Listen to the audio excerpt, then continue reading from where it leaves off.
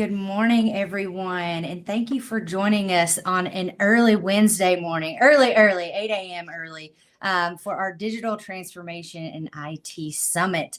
I am joined today, obviously, by some very familiar faces. I have our founder and CEO, Mr. Abhijit Varekar, here with me this morning, and I also have our Vice President of Client Success, Mr. Robert Kurnovich. Good morning, fellas. Good Hey, morning. good morning. It's 5 a.m. Good where we morning. are. Greetings Yes, it from the is. Yes. Pacific Northwest. And Yes. we're So both this in the should hotel be, room. thank you. Thank It's you for good. that. No, It's, we've been excited for this, and I haven't slept much because of that. yeah. So if you're Here if we you're are. joining us today, please let us know where you're joining from. And I want to kick us off with a little icebreaker too. I want to know if you're joining, if you feel like remote work versus in-office work is more productive. That's been a huge topic of conversation, I feel like, in the last year, specifically for us. But I want to know your thoughts. What works for you and your organization?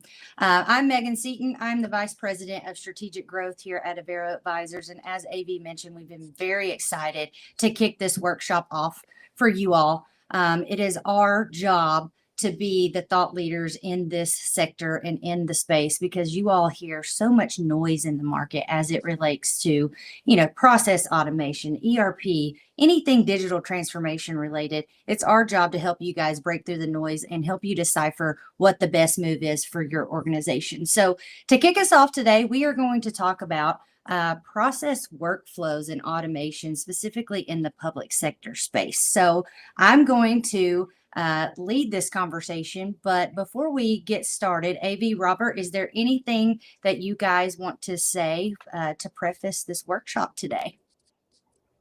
No, I think, Excited about 2025. Okay. yeah, it's been a good start to the year. We've already had some really um, big wins for ourselves, and just conversations in the industry about the future of technology. AI seems to be at the forefront of everything. You, I think, slap AI into any topic, and you probably draw a crowd. Hopefully later today, for our topic. Um, and then the key differentiation between best of breed versus all in, that debate's heating up. And we're starting to see best of breed vendors saying, hey, how do we get to the table when an ERP RFP is advertised and all in RFPs seem to be getting more. So a lot of great things going on, a lot of great debates going on in the industry. And I like that we're starting with process automation, because, or even just thinking about process analysis, because that's where it starts. You might have Right. the best, the sexiest technology. If you're not thinking about your processes, how you need to redesign them, how are you going to take advantage of future enhancements in AI and enterprise software? You're not going to get anywhere. So we're going to talk about that a lot. So thank you for putting that as topic number one, because it is the most important thing to do. Yeah. Robert, anything else to add? Yeah, clients are getting more and more sophisticated. We're seeing it on a weekly basis, for sure, especially when we talk to either clients we've just signed or clients that are just about to put an RFP out on the street, either for our services or for software services. They're really doing their homework. They're getting a lot more sophisticated. Dynamics are changing within organizations. The CIO is not really leading a lot of these procurements anymore. Um, and it's becoming more and more of a partnership rather than just the CFO making the decision for the entire organization. They're having to factor in a lot of other folks as well to get a lot of these decisions made and these systems implemented and getting them past a governing board. And so there used to be more of a traditional model out there of old tired ERP system, but we don't really know how to replace it. We don't know what to do. By the time we're talking to customers now, they've done some research. They understand what it looks like. And in some cases, they can say, I want something that looks like this. A couple of years ago, that wasn't always the case. So I like the fact that these conversations continue to evolve, and our customers are becoming better and better at being able to pull things like this together in shorter time periods, not taking a year or two to procure a system. Yeah. Yeah, absolutely. And when you say, the CIO isn't leading the procurement, for these initiatives anymore. Is that a good or bad thing in your opinion? Well, it depends. It depends upon the CIO, actually. The CIO Yeah. role itself is changing politically as well. In a lot of cases, the CIO is becoming more of a procurer in chief, but not the person who actually selects these systems, but someone who just facilitates getting all this done. And I think it Mhm. is a very good thing because IT at the end of the day is not really the end user on most of these ERP systems, and their role in maintaining it on a day-to-day basis becomes less and less as well. So therefore, you naturally need to shift to others to be able to define and help with the procurement and the selection of a system like that, and not just leave it to IT like it was done for a long time in the past. Well, and I think it Right, right. I know. depends on, Oh, sorry, Megan, it depends on who you ask, you're right. And also, uh, IT and the CIO may not be at the forefront of selections, but they need to be involved because we've seen that when things start going sideways, even if they weren't involved in the selection, they're the ones that will be left, holding the bag. So it's not that the role is diminishing, it's becoming a different role, and they need to be at the table along with all of the other executives to make the decision because um, if you're letting just one part of the organization make all the major decisions for the organization, it doesn't quite work in the long term. mhm. I know we're going down a rabbit hole here, but I think this is a great topic of conversation. So, what we're hearing from our vendor friends is that they are selling directly to the CIO, right? Mhm. And that's been very eye opening for me, because that's not typically who we're having conversations with, right? We're generally talking to the CFO, to anybody at that executive level, but very rarely the CIO. So can you guys talk a little bit about that and why that's so unique? Um, it it's evolving, right? Our theory on the market has been slightly different. We we have traditionally marketed to the business end user, the business Right. functional owner. And I think because we saw where the puck was going 4 or 5 years ago, Hmm. that, like Terry says, IT needs to play a significant role, but not a dictatorial role. That's absolutely true. And I think you can't put percentages to it. It really depends on how your organization's set up, what kind of other leaders you have in the organization, what the major needs are, and what functional areas they are in is very important as you decide who's going to take the helm. We've seen one recently where the CFO took the charge early on, has ran the project, but as you get into the technical nitty-gritties of decisions that the CFO is making on customizations or workflows, at the end of the day, it will be the CIO left to deal with all those decisions on the technical side. So not maybe not like the selection final call kind of decision making role, but definitely a huge role to play in these projects. Yeah, and then the staffing for CIO's department and IT has to be under consideration as well as part of this. If you, eh, whenever we get into these situations, the first thing that happens is people start wondering, what does this mean to my job? How is this going to affect my job? And that certainly includes your IT staff. They are wondering in their minds, is a new ERP system going to completely change my role? Do I need to go out and get a different skill set? Is the organization going to be willing to support me to learn a new skill set? How involved am I going to be in this implementation so I can help folks within my own organization? At a minimum, you have to be able to address the change management aspects within your own department and IT as well. So the involvement, yeah, I agree, is very important. And just being able to look and see that in not in every case does your new ERP system reduce your overhead in IT based upon the old system. In some cases, that will change, and therefore you have to seriously consider when you're looking at these systems, am I going to have to add on some support? How is that going to Yeah. change for me particularly? And it's not just, hey, everything is in the cloud now, so literally IT is just the pass through for you to be able to get to the cloud. That is not really the case anymore either. And Right. Thank you guys. Oh, go ahead. no, I was going to say we need to make sure we ask the same question to Joe LaCroix, who's going to be joining us later, because he's a colleague of Terry's and he's been through a similar reorg recently. So I'd be curious to hear about his thoughts on who's taking charge on major enterprise systems. Yes, absolutely. You bring up a great point. We have a great agenda for you all today. We are going to have a vendor panel directly after this panel, and then we are going to have a few clients come join us and talk about what it's like to work with a third-party consultant. Yes, they are our clients, but they're very candid, and I can't wait to hear their thoughts on how we're doing and what's going on within their organization. So with that, I do want to remind our viewers that we do have a 2025 GovTech report that we've worked really hard on building out. And the QR code for that is in the right-hand corner of your screen. So please make sure that you scan that QR code and download our 2025 report. And also, we are always available on all social media platforms. So please make sure you go out and give us a follow and comment. We want to hear from you guys. If we're saying something wrong, or if there's a question that you have, we want to hear from you. We want to know what you think.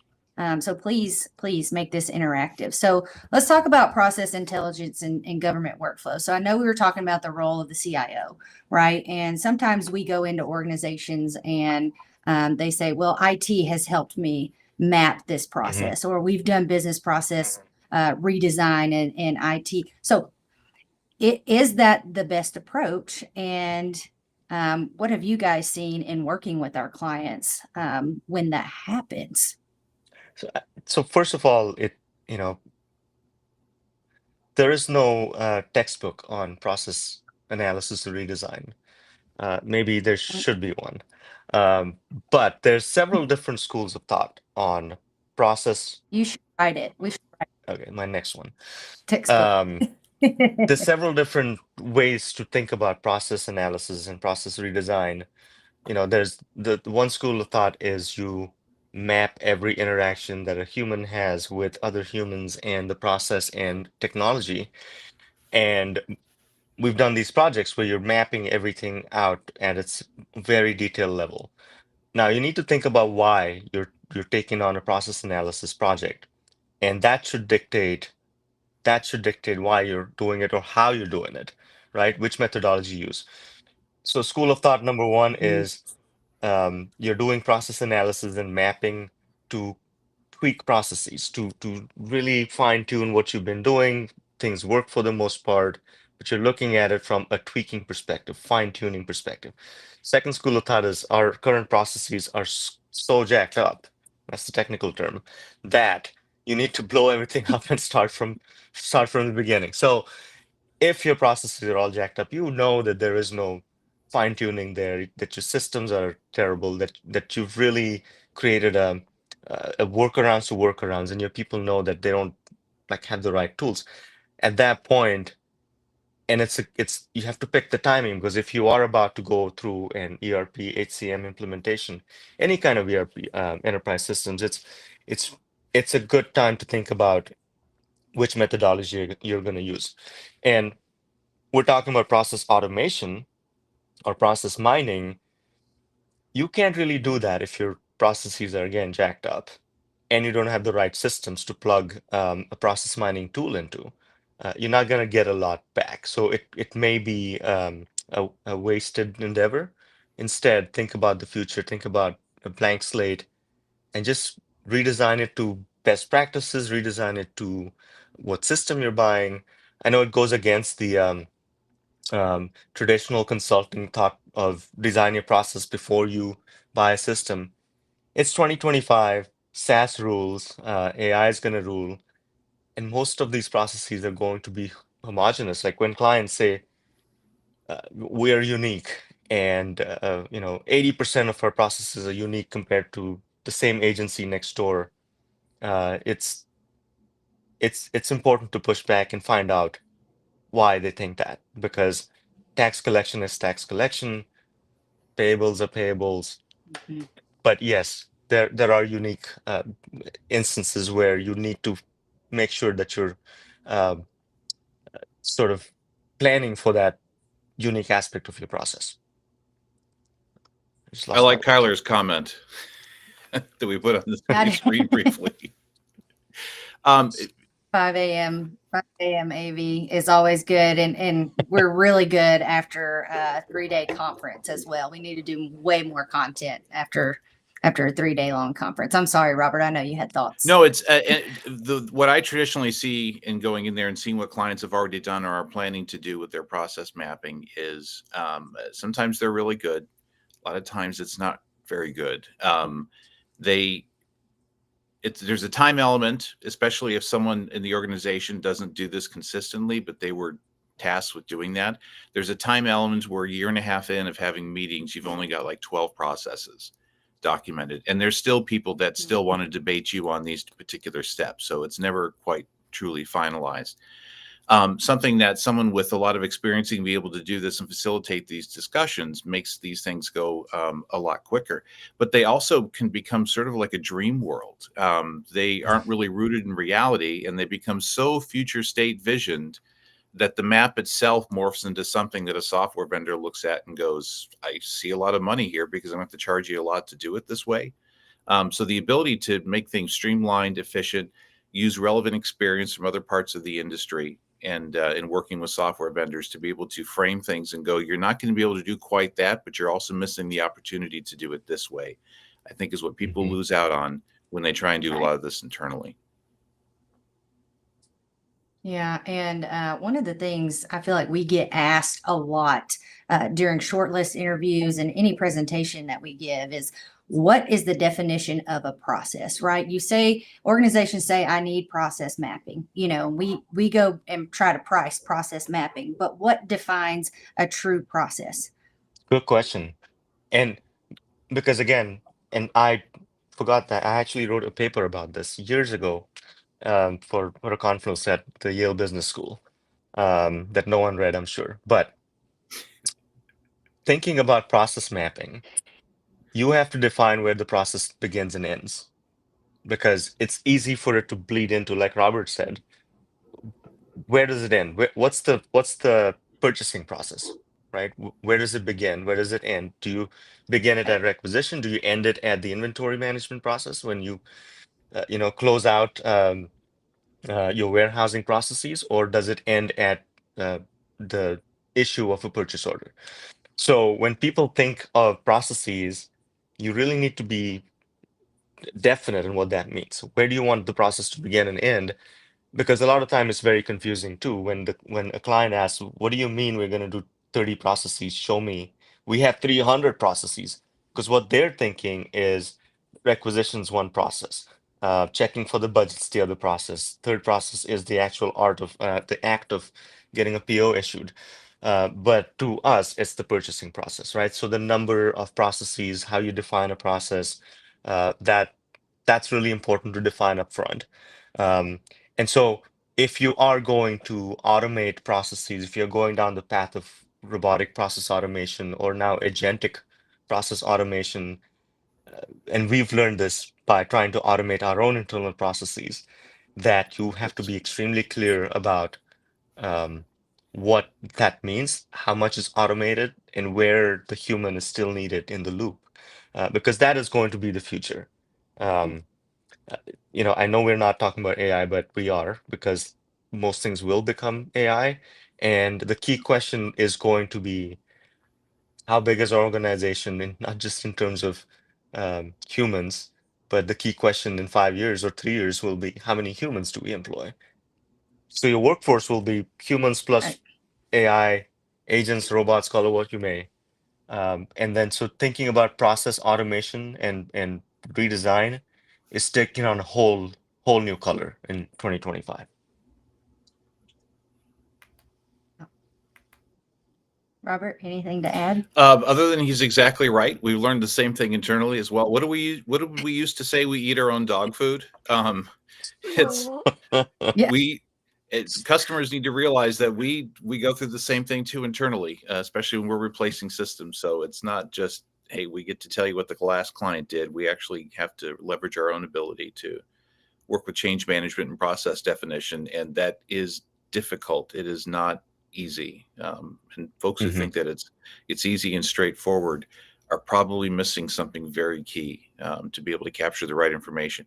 And AV's right. I've had some clients that they wanted to process maps, and it literally was everything that's in their HR department or falls under the umbrella of financial reporting, and then tried to cram everything into those two maps, and it's impossible.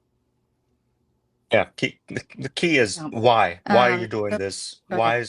Why do you need to map processes? What Mm. is the end output you're looking for from that exercise? It's also a good exercise to do on an ongoing basis, right? You've just got a new ERP system, you've been trained on it, there's training manuals, and there's a place for visual training aids, and process maps can be that too. So not getting bogged down with the exact details of a process as it stands today is extremely important. So doing stuff like as is process mapping, yeah, and our vendor friends will, uh, excuse me, software provider friends will always push back and say, if you don't know our product, how do you know what process to design?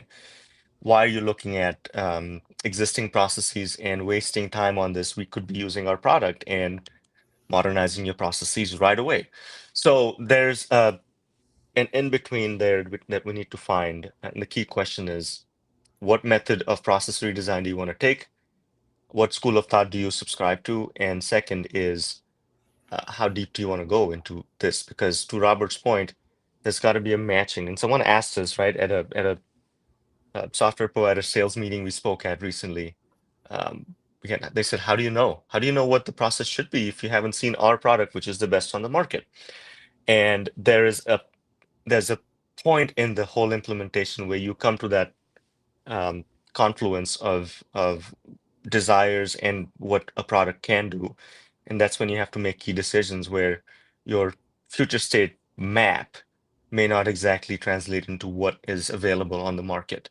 But it's really good. It's a good exercise to think about what you think should happen. So what we do is future state visioning that may not always end up in a map, right? Tell us everything you want your organization to look like, not just your one process. Tell us about the organization, your dreams, and then we'll try to distill that into requirements, into outcomes, into an RFP that software providers can then respond to. I'm going to get to some Yeah. questions. Oh, go ahead, AV. Joe says, where are you finding your clients' blind spots and reviewing What a their great own question. processes? Good question. Mm-hmm. What do you think, Robert? Who's Yeah, taking it? I'll Blind jump in spots. first. Again, it's that balance that comes with experience of being way too aspirational on some of these things. I've seen clients build out process maps that are virtually impossible for them to do.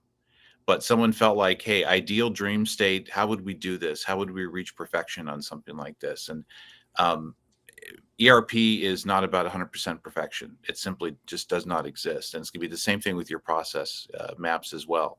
So finding the balance between reality and aspirational and what actually your organization needs to do and where they need to go. But like so many other things that we work on with clients, it has to be something you can sustain and you can do, and it has to be real. I can't give you a process that requires a $35 million system to support and implement if you're a small town or small county government. It's impossible to do. So I don't see that a lot, but occasionally we do see some pretty impressive process maps that, it's almost like you need to restart from scratch because they're way too complicated. People, again, will take months to build these out. We'll have many, many meetings. We'll want sign off on it all the way up and down the organization. And these maps become this beast that takes on its own life and is very difficult to use for what it's intended to do, if it ever will be used the way it was intended to. Yeah, and blind spot wise, I think you're right, because again, goes back to why are you doing this? And if anything, an exercise like that helps you uncover blind spots. Um, Yeah. because there are many, right? You have layers upon layers of changes and decisions that have been made over the years to get the process to a point where it works. And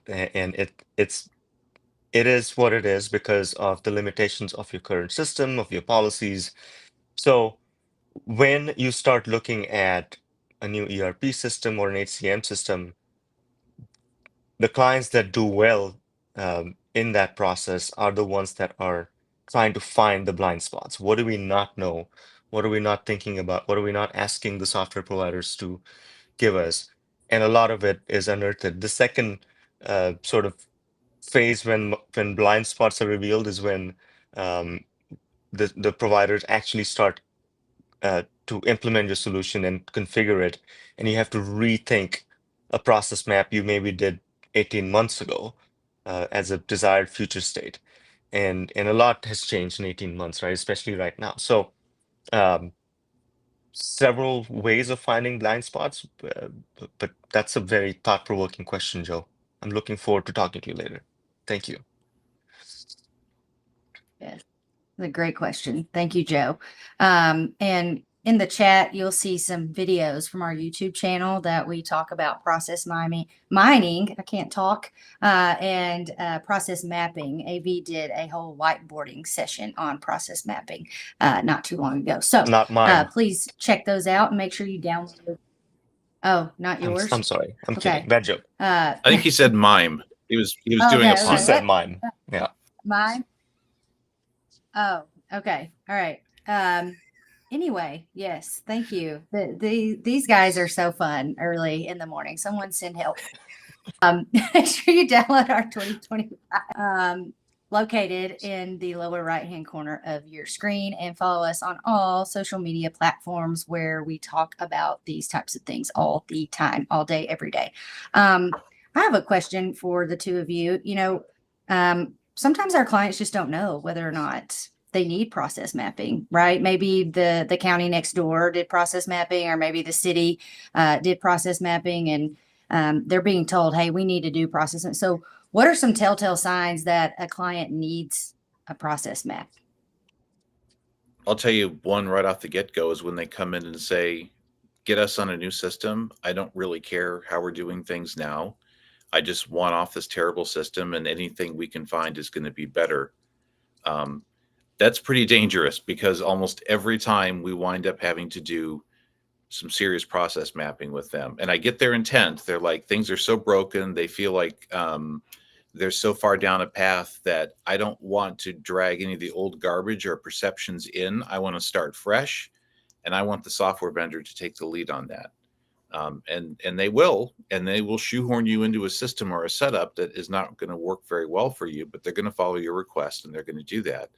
And that's when the discussion starts, right around the time when we're putting things together for selection of, yeah, maybe we do need to define that, or yeah, I'm going to need to have something that does this specifically for applicant tracking.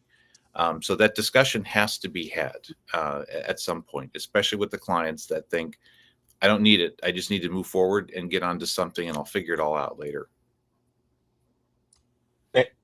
Everyone needs it, right? It again, how deep do you want to go in mapping? Why do you want to map? Because you don't want it to be like a checklist thing that, some industry organization wrote a book 30 years ago and said, here's how you do this, and you have to map your processes.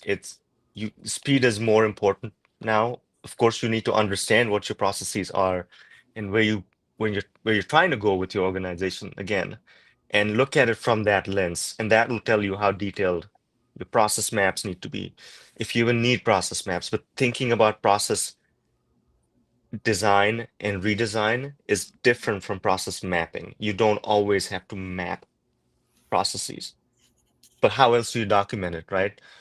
Who is your audience? How deep do you want to go? That will dictate, because I've done process maps. I've done 150-page process maps that are linked to each other on Visio, and my old school consultant friends that had to do that, where the lines didn't line up and you had to redo the whole thing. That's one school of thought. Again, we've had it done. Clients have asked us to do it because they want documentation. Some clients have asked us to do it because they want to automate certain systems, and it's a whole other approach to process mapping. So it doesn't always have to be a Visio type map. It doesn't always have to end up in a diagram.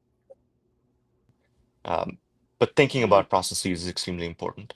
Yeah, it's also a great way to get consensus with everyone in the room, especially key stakeholders, is doing process analysis and process mapping. It becomes a pass-through tool for getting real decisions done in the organization and get everyone on the same page in some sort of agreement as to what we're looking to do here and why we're doing this. Mm-hmm. Yeah, and Thoughts on, there's a oh, there's a quote. If the first rule of any technology used in a business is that automation applied to an efficient operation will magnify the efficiency. The second is that automation applied to an inefficient operation will magnify the inefficiency. By someone called Bill Gates. Never heard of him. Thanks, Joe. Um, but yeah, that this is true, and it's like you're gonna layer on top of a bad process. Automation will give you bad outcomes. Um, and then Tyler's asking who should own process mapping. Oh, that's a Robert, what do you great think? question. In a lot of ways, I'd give the consultant answer of it depends. Who's your change management champion in there?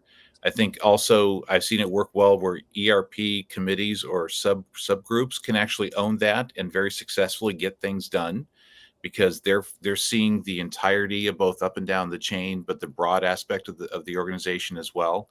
And then you're not locking things into the mindset of what does the CFO want to do, and everything suddenly ties back to how the CFO interprets that. A lot of it that we follow when we go in there is we look at what your governance is already, either documented or undocumented. How do you make decisions as an organization? What's the process that you already have in place for affecting change? And I try, if it's healthy, and most of the times it is, I try and mirror that as much as possible because if you change the dynamic too much, the organization doesn't react well to suddenly have a different dynamic for decision making. And so you do have to naturally follow that as well. Also, knowing that after the system's procured and it's gone live, that governance dynamic is still going to be there and that's still going to rule the way going forward. So you might as well adopt it and figure out the best way to use that to get a lot of the decision making done. So that helps tell you Yeah. where a lot of the ownership of the process mapping should reside. And so many years ago, I worked with a client, Baltimore County, Maryland, that had a uh, they had an efficiency department. It's almost like Doge, but they were much nicer. And the intent was not to slash uh, budgets; it was to find efficiencies. And it was called the Center of Excellence, where it was almost like they were full-time internal consultants for the county. And all they did is ran down projects for the CIO, Rob Stradling, who was a very strong CIO, and he would have these large list of projects where he would say, I don't know if so and so department's using X system efficiently. Let's go find out. So there would be a micro project within the organization. They would come back with a report with maps if needed. And it was fantastic. I was part of some of those projects with them.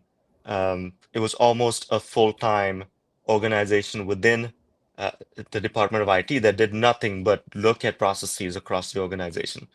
It was a little jarring for the organization when it was first introduced because you had these consultants, but not consultants that were being sent down by the CIO to look at their departments on an ad hoc basis. And it was useful, but it was a little disruptive in the beginning. But that could be an idea that goes forward, right? If you have the budgets and the right sort of management, you can do that. You can have an internal center of excellence that does nothing but um, look at processes within the organization. When do you know? Well, that's a good question. Yeah, I yeah, like that one that is a that good just came in question. from Kyler. Yep. When do you know if you're ready? For me, it's you have a clear vision as to what you're going to do and solve with the automation and how it ties into what the organization's mission is, because that's what helps make it sustainable. And we'll, I'll bring up AI here as a classic example too. There's a lot of really nifty things you can do with it. Some of it's not very sustainable because it looks cool and it's great, but it doesn't really give you a net benefit. And so later on down the road, when someone figures that out, they're going to just toss it or they're going to stop using it. So I think the best way to utilize automation is if you have a clear vision of what you're looking to do, and especially what you're trying to solve through automation. which is a big thing with housing authorities right now for a variety of reasons. Mhm. That's the gold standard I use for evaluating how automation is going to work for you and if it's going to work for you in key areas.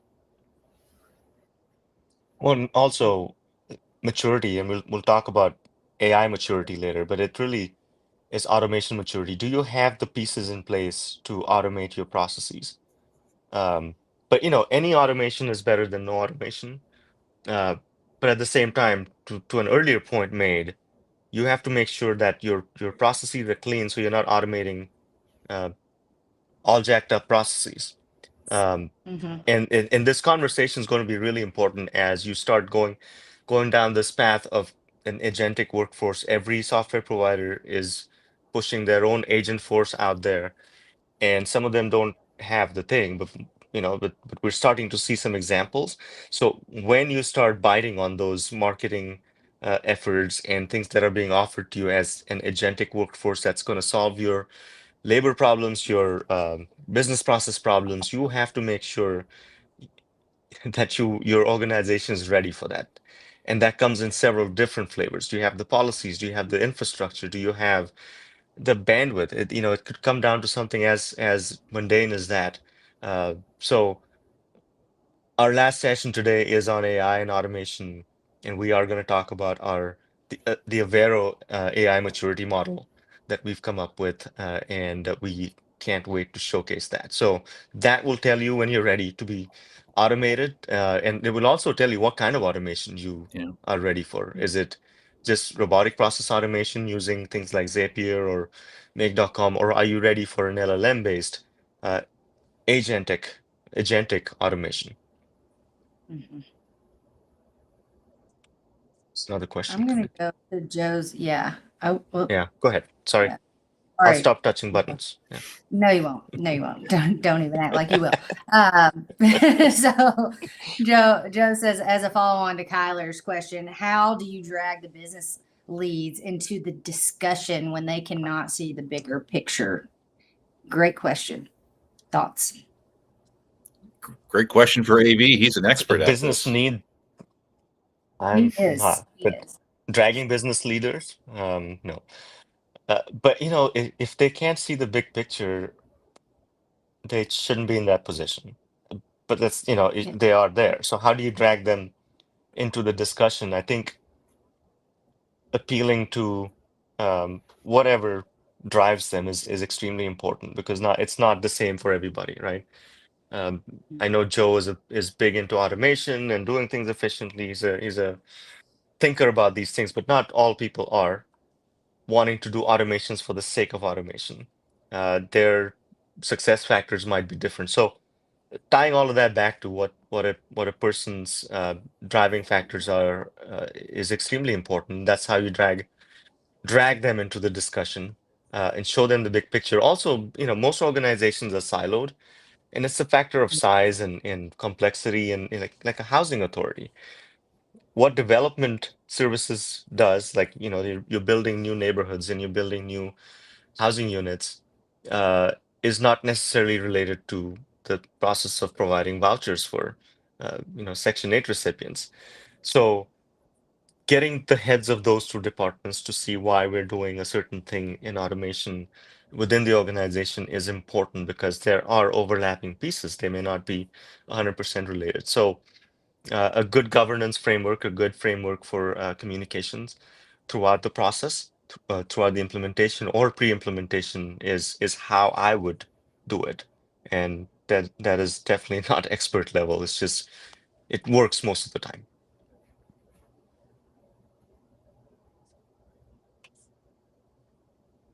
Joe also says, in our case, the availability of people resources is as critical as funding for automation implementation. See, I mean, True. isn't that that's the promised land, right? Because you don't Mm-hmm. have people resources, you might need automation. And if you're trying to fill vacancies within the organization with people, can you then use that funding? This is all playing out. I think we'll have more info in like the second insight session we do this year or the next one, because it's rapidly unfolding. Automations being available. I mean, you open your email box and there's the next agentic breakthrough that someone's trying to sell to you. And it's very promising, and it's easy to make mock-ups and easy to make AI-based video to show the thing that people are trying to sell to you. But for the most part, it's still vaporware. You still need to build it. Uh, and because automation using AI will be so varied across the board for different processes, you will have to build it custom. That word might be coming back, customization, but not in the traditional sense. Yeah. I do have a question because I know, and I want to get your all's thoughts. I know some of our clients and prospects, when we talk to them, maybe they're on an old antiquated system, but that one software provider is saying, hey, let us come in and do process mapping. Thoughts Mhm. on why you should or should not allow your software provider to do process mapping, especially if your current system isn't working for you. I don't have a major problem with software vendors being involved in process mapping, but someone still needs to advocate for the client, is where it always boils down to with me, because the software vendors, even with the best of intentions, are advocating for their system, and they can have their own blind spots as well. And we often talk about bridging the silos that you have there. You have a software vendor that, and especially their implementers, they know how to implement that software and they know the great features of it and they know how that software is evolving. That is not industry-wide perspective that they can bring into an engagement. The clients on the other side of it as well, they're usually siloed and they haven't done an ERP replacement for 5 or 10 or 20 or 25 years, or in some cases, staff has never been through an ERP implementation. So at a minimum, you need someone there who bridges the gap between the silos and can still be the advocate for the clients. And that's when the process mapping actually becomes something that's real and useful. And again, doesn't become something loaded with all these blind spots because the software vendor created it or the client created it, and neither of them had the perspective they needed to find the point in the middle where these maps actually become useful for what they're defined for. And that's what we really help out with, and that's what we help do. Well, and the motivation for doing it also, right? We've recently been engaged with a large organization that brought in, they know that they want to modernize, and they brought in um, an SI that is, responsible for their own deployment of the legacy system to give them recommendations on should they stick with this product that has been that has is out of support, has been out of support for many years. And so it's in the SI's best interest to recommend that they stick with this product. So biases come in different flavors, and you have to make sure that you're taking the right approach to, or using the right resources to give you those recommendations on where to go next. Um, so it doesn't hurt, right? If you want to stick with the product, there is great value in understanding where you might not be using it to its best abilities. That's when you bring in someone from that software provider's team to tell you, because you may not have been there for implementation. You may have a completely new team that's now running your finance department that needs a refresher training or uh, something like that. Re-implementation is not a bad thing because you're rethinking how you want to do business today compared to 10, 20 years ago. And in that case, yeah, absolutely. Bring in the provider, bring in the SI to tell you where you might not be using the product. But it depends on the product. If it's the product that is out of support, it's being sunset, don't spend a lot of time on it unless you really have the resources to on premise and on your team that can keep it alive for the foreseeable future. And you're going to see that that problem is surfacing, right, with the whole SAP migration and sunsetting of ECC. You're seeing it on the PeopleSoft side where deadlines keep getting extended and they keep getting lifelines. But you need to be cognizant of at what point do you bite the bullet and take one of these other options that are Great available point, to you. because re-leveraging doesn't always mean lower price tag anymore. We've been surprised by folks that initially wanted to look at re-leveraging what they have already and the relationship they have with the vendor. And then you have several major players in the industry that are already going to be able to reduce your annual cost by going to a new platform that you were never going to be able to do with your existing system. We've had 2 clients that their costs, their annual recurring costs on ERP went down by 30 or 40% by going to a new platform that also did a much better job of serving their needs. So the cost savings that people think initially will happen with re-leveraging can happen, but it is not as straightforward as it is as it used to be. These days, it's a different ball game. Yeah. There are a lot of really good ERP systems that usually were traditionally for larger organizations that are now able to scale and size down to a smaller organization. So just because you're a small town or a small water district or transportation authority, and you never could afford one of these massive systems that's known around the world for manufacturing, in a lot of cases now they're going to respond to your RFP because they figured out a way to resize things and give you the benefits of major ERP systems and functionality, but at a cost that actually makes sense to you. And in a lot of cases, is going to be very competitive with what you're already paying annually with your existing system. How do you all think that citizen engagement is going to reshape the way government agencies approach process mapping or digital transformation as a whole? You know, you've got the noise of AI. What do you think citizens are doing to encourage their agencies to adopt some of these practices?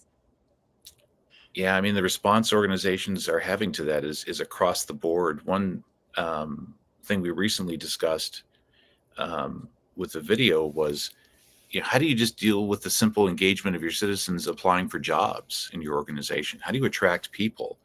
Because a lot of times that's where you wind up hearing the most complaints. Hey, I applied for a job for you guys, but I didn't hear back for 3 weeks, or I still had to print out a form and sign it and send it in, or I didn't hear back as to the rescheduling of my interview. I mean, these are the things that, especially when you're trying to attract people into the organization, a lot of times they're going to look at that and go, forget this. I'll just go with this application over here that took 3 minutes to process, and I already have an interview scheduled. Or getting benefit information is clear and straightforward. So citizen engagement, I know we've talked about several times, just from the aspect of how you engage with your local government and transact business. But there's a reality there too of the same people you're trying to attract to come work for you within your organization are usually the ones who get the most impacted from the very get-go, just by simply trying to apply to the organization being incredibly difficult. Yeah, and that brings the whole HCM workforce management piece to the forefront, right? I know it's kind of unrelated, but good example on what people expect, not just citizens, but internally within your organization, people expect automation for the things that they are requiring from the organization, managing their own employee records, managing their own benefits. They don't want to fill a form and sit in the lobby at the HR office to get basic services. So that is a very basic expectation, and again, it's not necessarily complete automation, but ownership of your own records and your personal processes is something to look at, because it solves the problem of who's going to do this if you are letting the person that's requiring the service do it themselves. I love self-service. Like we do a lot of responses to RFPs.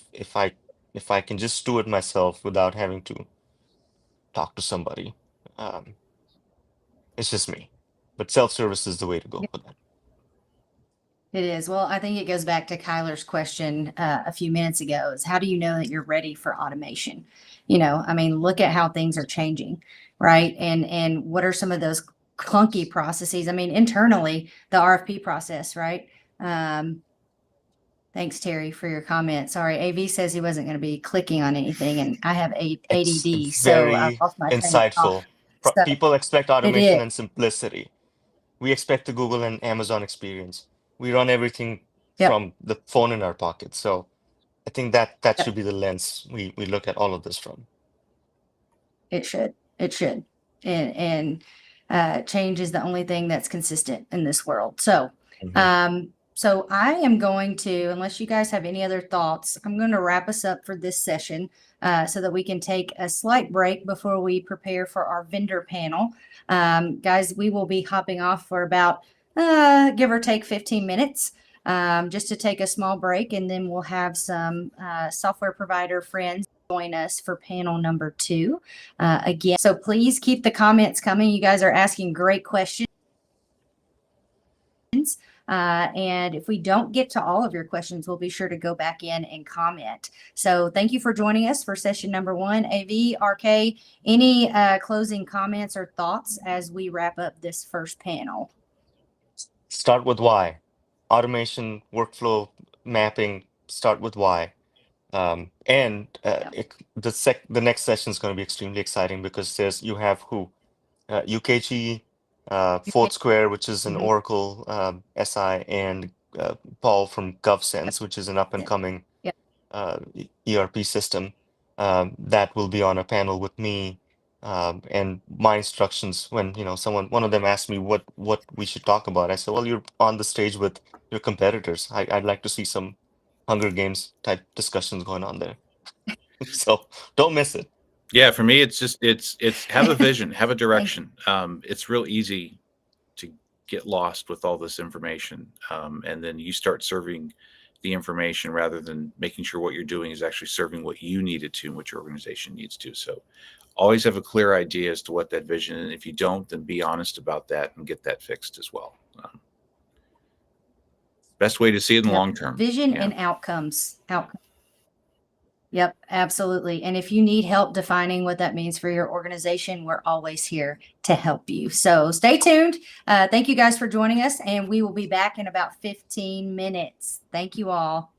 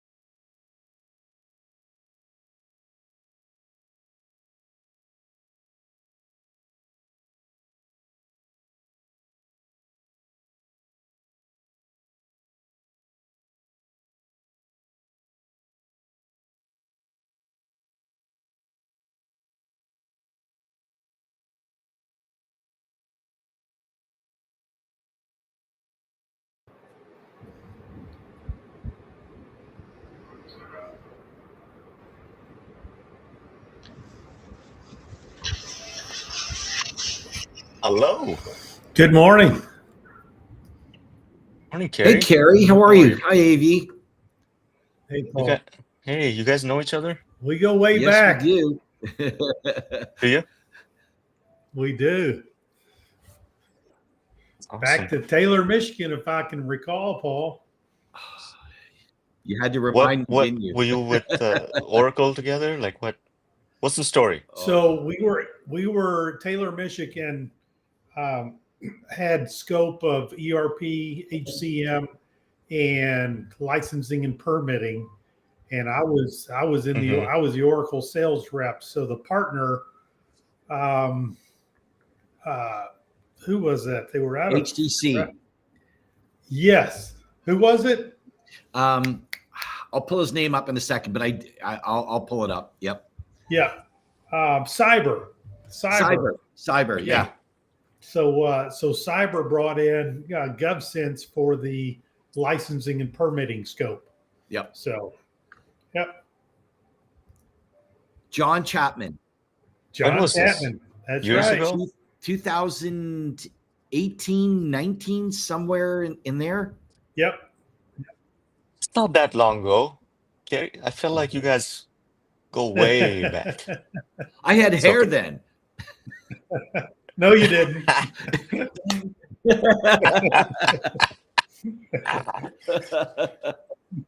So we have billed this as the Great Showdown. It's like Hunger Games. I need you guys fighting with each other, like we're on Fox News about whose systems. No, We're gonna I'm eat kidding. the berries. I'm kidding. We're gonna eat feel- the berries together.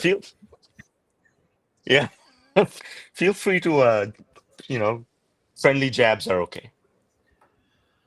No worries. Yeah. No, this is exciting. Thanks for agreeing to Yeah. be on this. Thanks for the invite. It's, We appreciate it. Yeah. And we need to do like solo ones too, but this is our, biannual panel series that gets Yeah. a lot of traction. For sure. So you'll see a lot of engagement. And if there's a question that's in the chat box you don't want to answer, just don't. But we'll So do you guys want to moderate Um, and just present those questions to us, or how do you want? Okay. Yes. So Megan's going to be in the background, or I'm going to do it, and we'll present. We'll pop them up Okay. on the screen, and Okay. then we'll go from there. And in general, this is like state of the industry, where you see 2025 going. Talk a little bit about what you guys are doing at your companies That's respectively. That's a beautiful. this banter. Hey Kerry, how's the podcast, and when am I getting my The invite? podcast is going really well. I've got to look at the schedule because my schedule is very fluid in regards to guests coming on, but you're going to get on probably in the summer when you really soak in that summer tan. Yeah, he's gonna make me wait. my This I God. can't believe it. Do you not know who I am? Oh my God.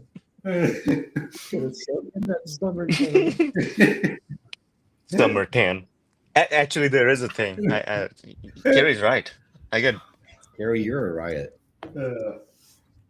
Yeah, What are you trying to do, man? Sit down. I got to You're put making the me nervous. dogs away. I'll be right back. Come on, Oh, come on. Oh my look at gosh. that. And Paul, you're in Atlanta, What's right? that? Yeah, You're in Alpharetta Atlanta, to be correct? specific, but yeah. Yep. Okay. Yep. So, how are you doing? I'm great. In Portland right now, so it's early Nice. for me. How's the weather out there? It's rainy. Welcome to Portland. It's raining. I know. But when we came out here, they were like, "Yeah, bring a Yeah. raincoat." I saw the sun for a little bit yesterday.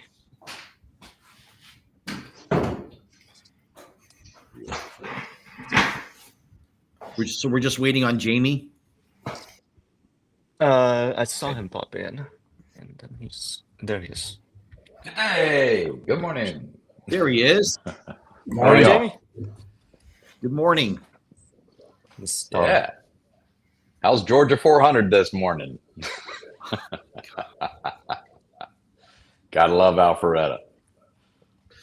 A guy jumped out of his moving car on the highway yesterday morning Nice. at 5:30 in the morning and basically shut down the entire.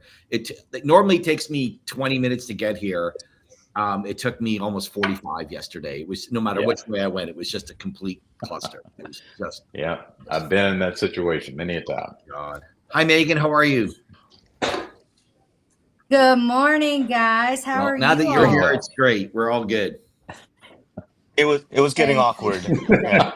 It was. I'm sorry. I had to take a long break, and I hate to have to warn you all, but AV is in rare right. form this morning. So I don't know if you, I don't know if you guys saw our first session, but just It's bear all with good. him. It's all good. It's all good. he's in rare form, so it's going to be Perfect. great. But thank you guys so much for agreeing to do this. This means the world to us, and we really appreciate you guys being willing to take time out of your day and hop on our live stream, our little bitty live platform. It's So all good. thank This you. is great. Yeah, it's great. It's fantastic. Yeah. The sun is So- not my friend, AV, No. right now. And are we live? We are live. No, are y'all? What are you talking Okay, about? I guess we are. I didn't end it, so we're all on No, the why live would you? stream. I think people need to see. People are going to start. People buy from people, and it's less about the product than who they're Yep. dealing It's with. about So partnership and relation. Right, getting to see all Yeah. of us in our glory. Tans and all. right. Well, right. And Oh, lines. That's right. Okay. Yes, I kind of forgot that we were on the live stream. Okay. So anyway, Nothing inappropriate was said. No, that's good. That's always good. Well, do you guys want to go ahead and kick things Let's- off, or you want to give it a few let's- more minutes? No, let's do it. I think we've got everyone Okay. here and Okay. warmed up, so we can get going. All right. Well, perfect. Well, welcome back to the Public Sector Digital Transformation Summit. And thank you guys for joining us today. This is our vendor panel where we are going to hear from a lot of our software provider friends on what they're seeing in the market, what they're hearing from their clients, and what it's like to work with third-party vendors like Avero. So AV will be moderating this session. I am going to hop off and try to comment and keep things going in the comments section. So if you guys have questions, please let us know. We want to hear from you. We want this to be engaging. And without further ado, AV, I'm going to turn it over to you. Thank you. See ya. Back to the awkward chat. But This is no, gonna be fun. welcome to the series, gentlemen. And I'm excited. I've got to know each of you in the last couple of years, and you guys are consummate professionals and are doing some great work across the country and internationally. So before we start getting into the discussions, let's introduce who we are.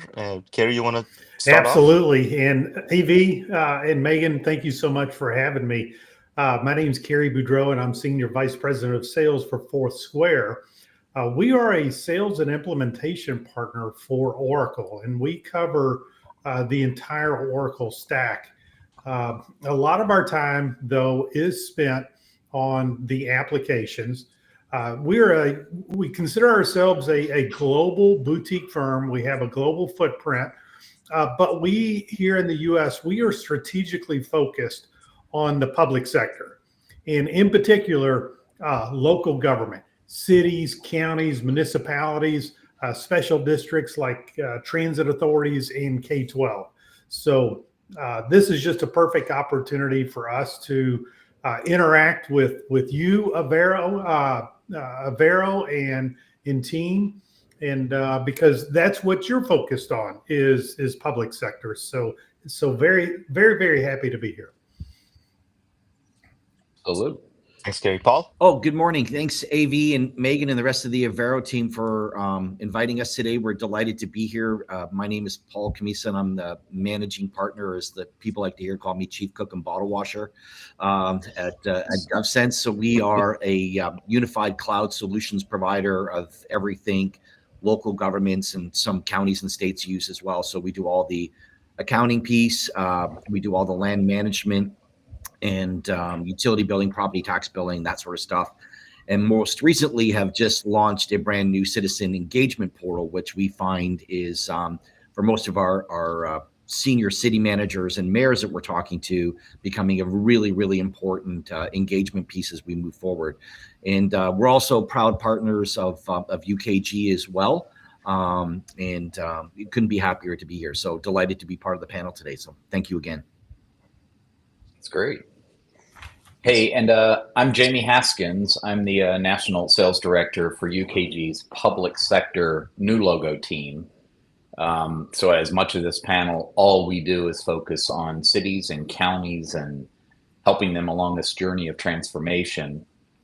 Kind of the foundation of everything that we're about is our purpose is people. That's the tagline for UKG. And we're really on a mission to inspire every organization to become a great place to work through HCM technology built for all. So that really involves meeting that frontline worker where they are in their employment journey and providing superior technology, whether it's artificial intelligence, whether it's process automation. But we've got very, very deep roots and expertise in that area, over 70 years combined experience from the formulation of our two organizations. Kronos was the workforce management side of our business, merged with Ultimate Software was the human capital management side of the business. So 80,000 customers and 400 million employee surveys give us some very dense world-class data to make some really great business recommendations on. So look forward to the call today. Yeah, so thank you again, gentlemen, for joining us. I know we've worked in several places together, and we'll continue to do so. The reason I brought this panel together is because I know that each of you is a forward thinker in many ways, always looking at what's coming next. And a big part of these panels that we do, these events that we put on, is education. Our clients need to know, the common clients that we serve, and our angle is independent. We want to make sure we bring in the best advice to our customers. And so education is a big deal for us. As you look forward into 25 and beyond, what sort of trends are you seeing in the market from your standpoint as software providers? And I know we use the word vendor. I want to hear your thoughts on it. There was raging debate in my LinkedIn feed last week about what word to use, because I actually got a phone call from one of our common friends. Says, "Why do you keep calling us vendors? We're not selling Coke. This isn't a vending machine. We're trying to build relationships." So I'm very cognizant of that word now. And so why don't we start with that and then go into the trends? Anyone? Kerry, you want to take it first, or Paul? Sure. I can go first. So, what are the trends and the name vendor? Let's take the name vendor first. I think the default name is vendor. But I tell you what, if you want to be a trusted advisor, if you want to be a solution provider, that trusted advisor, that's very, very hard to live up to, because a trusted advisor, you've got to put you got to put all of your your needs aside as a vendor, as a provider, and that fiduciary duty to make sure that your client you're working in their best interest. And you're like, well, you're always working in your best interest. But I tell you, when you start, when you start putting money, and lots of money, because these projects are not cheap, things start getting, a bit bit murky. So you've got to really step up and pay attention if you want to be a trusted advisor. That is a very hard title to live up to, but it's one that we should all aspire to live up to. And that should be our goal, is to be a trusted advisor, for our clients. So what are the trends, in the marketplace? ERP, these local agencies, they are wanting, and not, number one, they're wanting to upgrade their systems, but it's now at the point to where they have no choice. Yeah. Just because of the technology that's out there. Cloud technology has now been around, what, guys, for 10 years? Longer than that, really. Our world, it's been 22 years. So yeah. Yeah. So 20 plus years, and a lot of these folks have held off because to move to a true cloud, true SaaS technology-based solution, that's really hard to do. You're talking about totally changing products and moving to a new product. And, that journey can be painful at times. But now they're being forced to, whether it's end of life of legacy products or just technology is just forcing them to do it because cloud technology is here to stay. That's what I'm seeing. Agreed. Yeah, thanks. So I would say, let's start with the vendor thing, right? So I totally agree. We never refer to ourselves as a vendor with our clients. I'm a big believer that we create partnerships, right? So this is a long-term partnership with our client down the road, right? So, and one of the things that we always try to tell our folks is, listen, if you're migrating from your accounting solution or your land management, whatever it is of the solution sets that we provide in our applications, if all you're going to do is replicate what you've already got going on and just put it into a new system, then you're wasting taxpayers' dollars and you're wasting my time.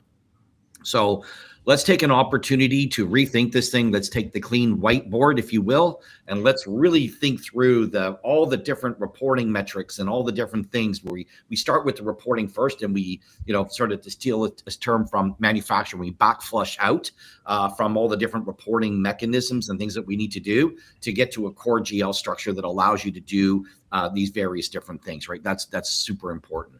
In terms of where I see things going, citizen engagement is huge right now, like absolutely off the chain. And we've invested a lot of time, energy, and money into a new platform that bolts on to our system. I forgot to mention, but our platform is Oracle NetSuite for those of you that follow the ERP trade. But and I've been an Oracle partner since 2005. So hence, Gary, why I said I've been around with the cloud solutions for a long time. But what we're really seeing is the citizen engagement piece of this, where it's not just about, hey, can I pay my utility bill? Yeah, big deal. Good for you. There's 1,000 vendors out there that do that. That's not what we're talking about. It's real citizen engagement in terms of, I want to be able to, I got my utility bill as an example, but oh my gosh, my usage is way through the chart. I want to create a service request that automatically gets routed to the Public Works Department that then creates a ticket to a driver that will then text me and send me a note as to when they're going to be on site, and then will also tell me when they're within a half hour of showing up to my home. Fantastic. That's the engagement piece that we love. We do the same thing for property tax, planning, permitting, business licensing. Some of our biggest customers, the state of Nevada, and some of the city that we work with, some of the bigger cities in the state of Nevada, use our business licensing and inspections to do those types of things. And the whole citizen engagement piece is huge. We're starting to see a little AI as well. And I know that there's a lot of things, a lot of buzzwords around AI today in the industry. We get that. But I think people have, to Carrie's point, they're on systems. I mean, we replaced the DOS accounting system last year. And my team said, what the hell is DOS? So for us old guys, we get that, but it's really around, let's get the foundation of the house poured first, and let's get the framing. So, as I always like to use a house analogy, we don't start building a home by building the roof first, right? We make sure we've got a good solid foundation. So I think before we start looking at AI and all those other wonderful things that are there, can you do a journal entry and can you close month end in 3 days? Oh, that's a big task. Well, let's get started with that first, shall we? And let's make sure that we've got the correct workflows to do that. But those are some of the things that we're seeing. Sorry, Jamie, go ahead. No, it's great. It's great. And I definitely think we start as strategic, insightful advisors. Yeah. Straight up. And if you're trying to shuffle software, that's not going to go very long. Our partnerships last on average of, I think, 13 years is the last statistic I saw. So these are a long game approaches. And, from a trend standpoint, I think the primary thing we're seeing is just the tremendous focus on transformation. There's a lot of antiquated systems out there, legacy systems, and we've partnered up with many of those to try to give them some alternative paths to stabilize and strengthen the people system side of their business. But I think there's also this struggle between a monolithic ERP approach and the best of breed approach. Yes. And Paul, I think you'll agree, there's situations where being nimble, being effective on the implementation process to do a 6 to 9 month type of effort to fully bring a people system, a world-class upper right quadrant capabilities means a lot, especially right now. Yep. We've got a talent crisis we're seeing throughout local government. Huge.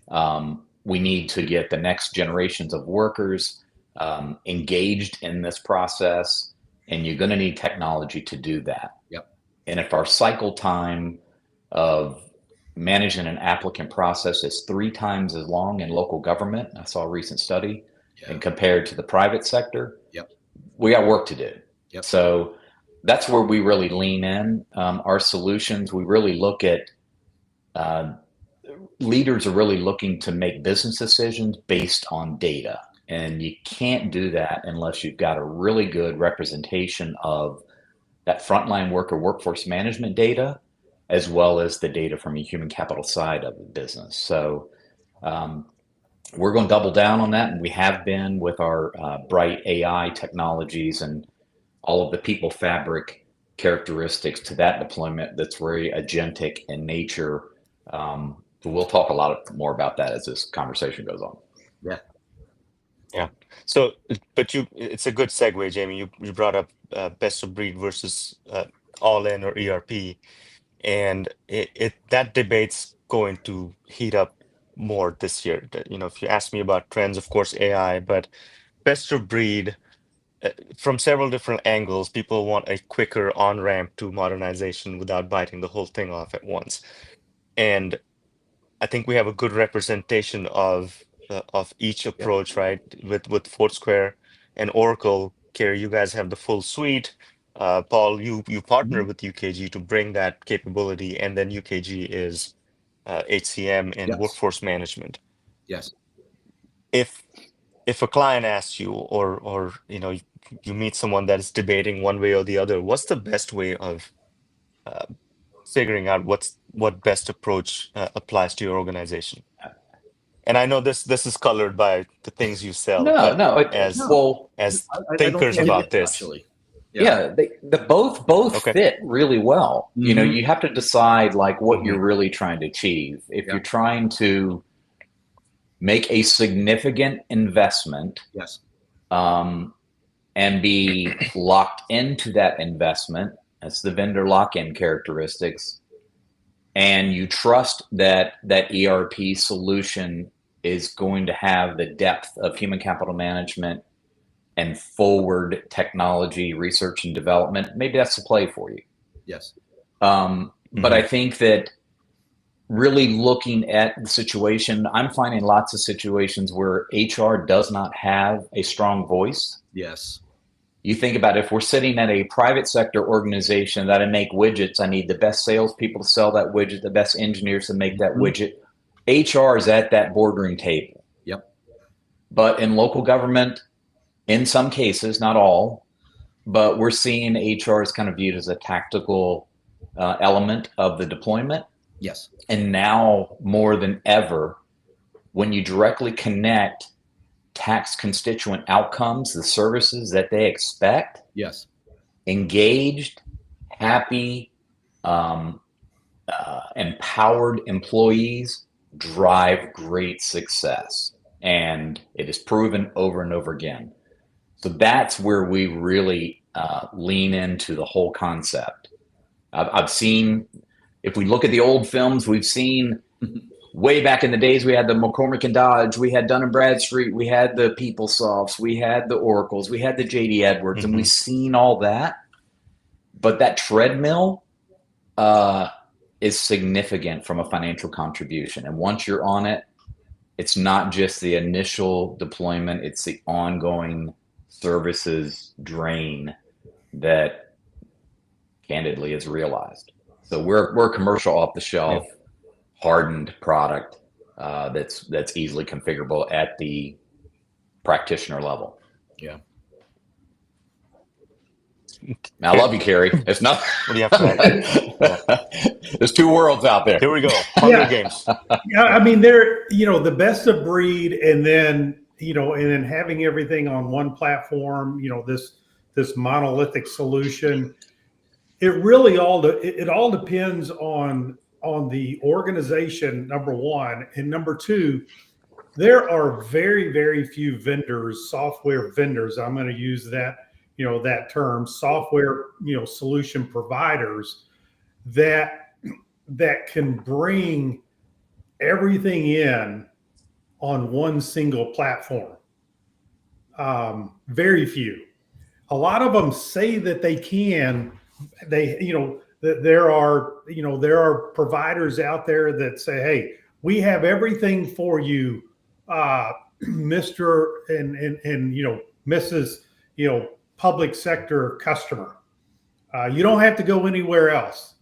Well, they are, they're integrated. It's something that I call, they're integrated on the marketing level, but they certainly are not integrated on the technology level. They may have recruiting and applicant tracking. They may have, finance, and they may have planning and budgeting. But typically, in most cases, with most providers, these solutions were either acquired, they're not on the same technology platform. Mm-hmm. Okay. So that, that's a real problem. You might as well, be going out there and buying best of breed. The other issue is, what is your agency's budget? And what are your capabilities, from a resource standpoint?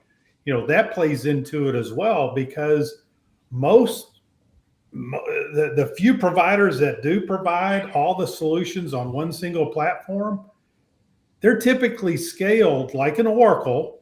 They're typically scaled for larger organizations, and you can't take an agency that's a smaller organization, maybe 2,500 population, a couple of hundred employees, and they're like, hey, we want to do HR, we want to do finance, we want to do planning and budgeting, include payroll in that. If they come to somebody like an Oracle, we're probably going to step back and say, are we the best fit for your size organization? Right.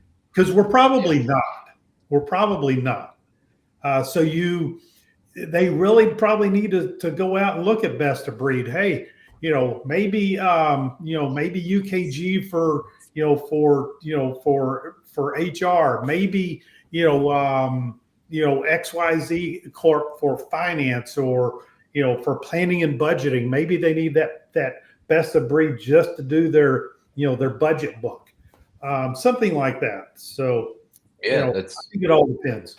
Really, really good point. And one quick thing is that you have to look at it at department levels as well, right? So if you've got a public safety component Mm-hmm. that drives a lot of union rules, a lot of bargaining Absolutely. agreements, a lot of complexity, how do you address that? Because if you don't get that right, it does not flow downstream to payroll correctly. Yep. So there's kind of an intersection between those types of environments to the workforce management, time calculation, all the way flowing through. So that's kind of, whether you're dealing with parks and recs, or whether you're dealing with engineering or roads and bridges, or even some of the home healthcare aspects of that a lot of these local governments have. There's a lot of nuances that you're trying to cover from the employee dynamic. Yeah, I would agree with that. I think too, the way we sort of approach it is, why should the HR or the HCM solution be a second class citizen to finance or community dev or vice versa? And so, my model that I always use, and the HCM people go, yes, you hear us, is no one's going to care whether a vendor bill got paid on a Friday, but everyone's going to give a damn if they didn't get their paycheck on Friday. Oh, okay, got it. And the lineup's going to be outside HR's door going, what the heck happened? So I believe also from our perspective, product agnostic here, is that, we only integrate with cloud-based solutions and solution sets that have a technology stack that support our open APIs that we have there. So when we go to a customer to propose a UKG or a Gravity for budgeting, forecasting, and those types of things, as much as Mr. Ellison likes to believe that everything from Oracle is the cat's meow, we like to believe that, the HCM group should never be kept aside, or that the finance team should never be kept aside, or the budgeting, or whatever the case may be. So, bringing the right solution to the right core, but yet still minimizes administrative back end stress is, I think, is absolutely vitally important to the organization. Well, and I think it also comes down to how the client thinks about this, right? If they've been on one platform for 30 years, that platform no longer is supported, or it was like homegrown. Most of the time, especially in the mid tier, when we get engaged, the client's asking, well, this thing needs to go away, and what can we replace it with? And then the question is, it's not one thing that's going to do all the things that the old workhorse did for you. You have to look at each function and see what you need, and then go to market looking for a product or products. And we've had some great debate on how that process is handled recently, right? Because as consultants, our job is to educate our clients, and at the same time, if they're asking for something that doesn't make sense, it's our job to tell them what a better way of doing it is. So you guys respond to a lot of RFPs like we do. It's not something that a consultant makes software providers respond to. It's the laws, and it's procurement. So uh, our challenge is the same of when we respond to scopes of work that we are responding to and they don't make sense. Our job is to also make sure we can present our offerings in a way that will at least get us in the door, right? To do the presentation. So I know that each one of us has talked about the RFP process and how it should go. In 25, when we're helping our clients do RFPs, we are coming up with a new approach, and that's been influenced by a lot of our discussions. So I think I'm going to flip it over to you guys and say, okay, as consultants, as third-party advisors, what do you think our role is in helping clients understand and differentiate between ERP versus best of breed and how do you do that efficiently? Because the RFP process isn't going away, as much as we, as vendors, don't enjoy that process. One thing I'll say is that, the clients, I could look at this tale of two cities, right? I could look at one that's 300 employees that might pick a tier one, and one that's 300 employees might pick a best of breed solution. So it really depends on what they're overall trying to achieve, because there's a lot of accountability with those types of investments. But I think from a selection consultant standpoint, like yourself, AV, and clients should be asking this question of their selection consultants, is what percentage of your selections arrived in a best of breed versus an ERP? So if we're seeing, Gartner did a study recently that said about 60+ percent of those selections are arriving in an ERP. That was their projection, arriving in a best of breed versus an ERP. Because of the modern age cloud technologies, our ability to use APIs that Paul's talking about, And we've got to look at the true integration points too. Like when you're talking about a HCM solution that has all the people systems together, we're really talking about a GL feed or some demographic synchronization with the finance system. So that's kind of what we're seeing. And I think that, you know, from an RFP standpoint, that drives a lot of those requirements, you know, deciding on what type of organization they are. Yeah. Go ahead, Kerry. So I think the question was, you know, what kind of is a role of consultants in the whole RFP process? And if I didn't get quite get the answer, the question right, I think I got it pretty close, and you can clarify it. But, you know, I worked 17 years in legal tech, and, you know, worked with a lot of judges, a lot of attorneys, and, you know, you often wonder, why are attorneys needed? Why can't I go in and just represent myself in the court of law? Okay. You ask that to a judge, and he's like, oh my gosh, the worst thing in my life is to have somebody representing themselves, because they're going to go in and they don't understand the process. There's a certain process. There's certain procedures that you have to follow. And somebody who's representing themselves, they don't understand that, and they just totally screw everything up. It's delay after delay, and it's just a complete mess. Well, let me tell you something. The majority of the time, when an agency does not hire a client-side consultant, such as Avero, the process is totally screwed up in just one area. Okay.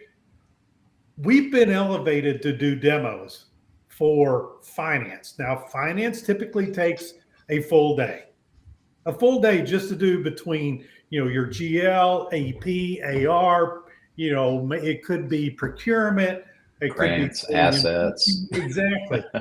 It's a full day. All right.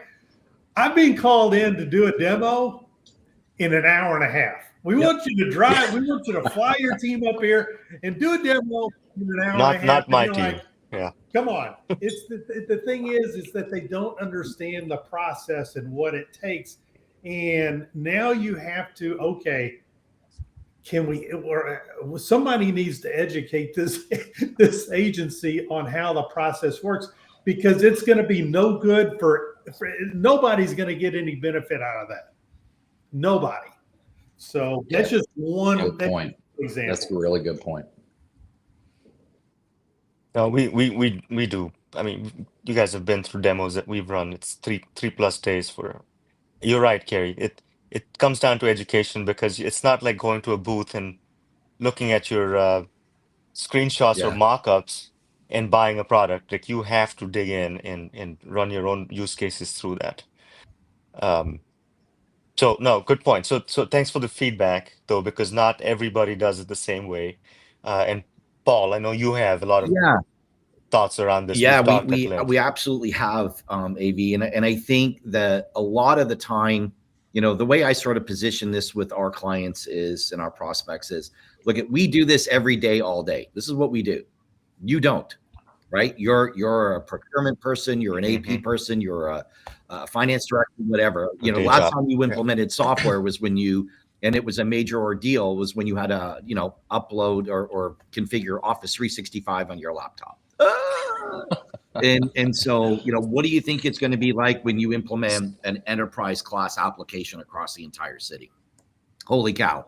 So don't think that because, you know, you were able to, you know, successfully deploy Office 365, that makes you an automatic person that can do a full ERP solution set. So I think the hand-holding and the guidance from an organization to help them say, look at what's really important for you. You know, what are the critical things that we need to address that you can't do today, whether it's reporting, whatever the case may be across the board, and itemize that by function, right? And so when we start to look at those swim lanes, as we sort of look at in terms of what the functionality is, and then we can sort of, you know, map over top of that, you know, some of the applications that can sit there, right?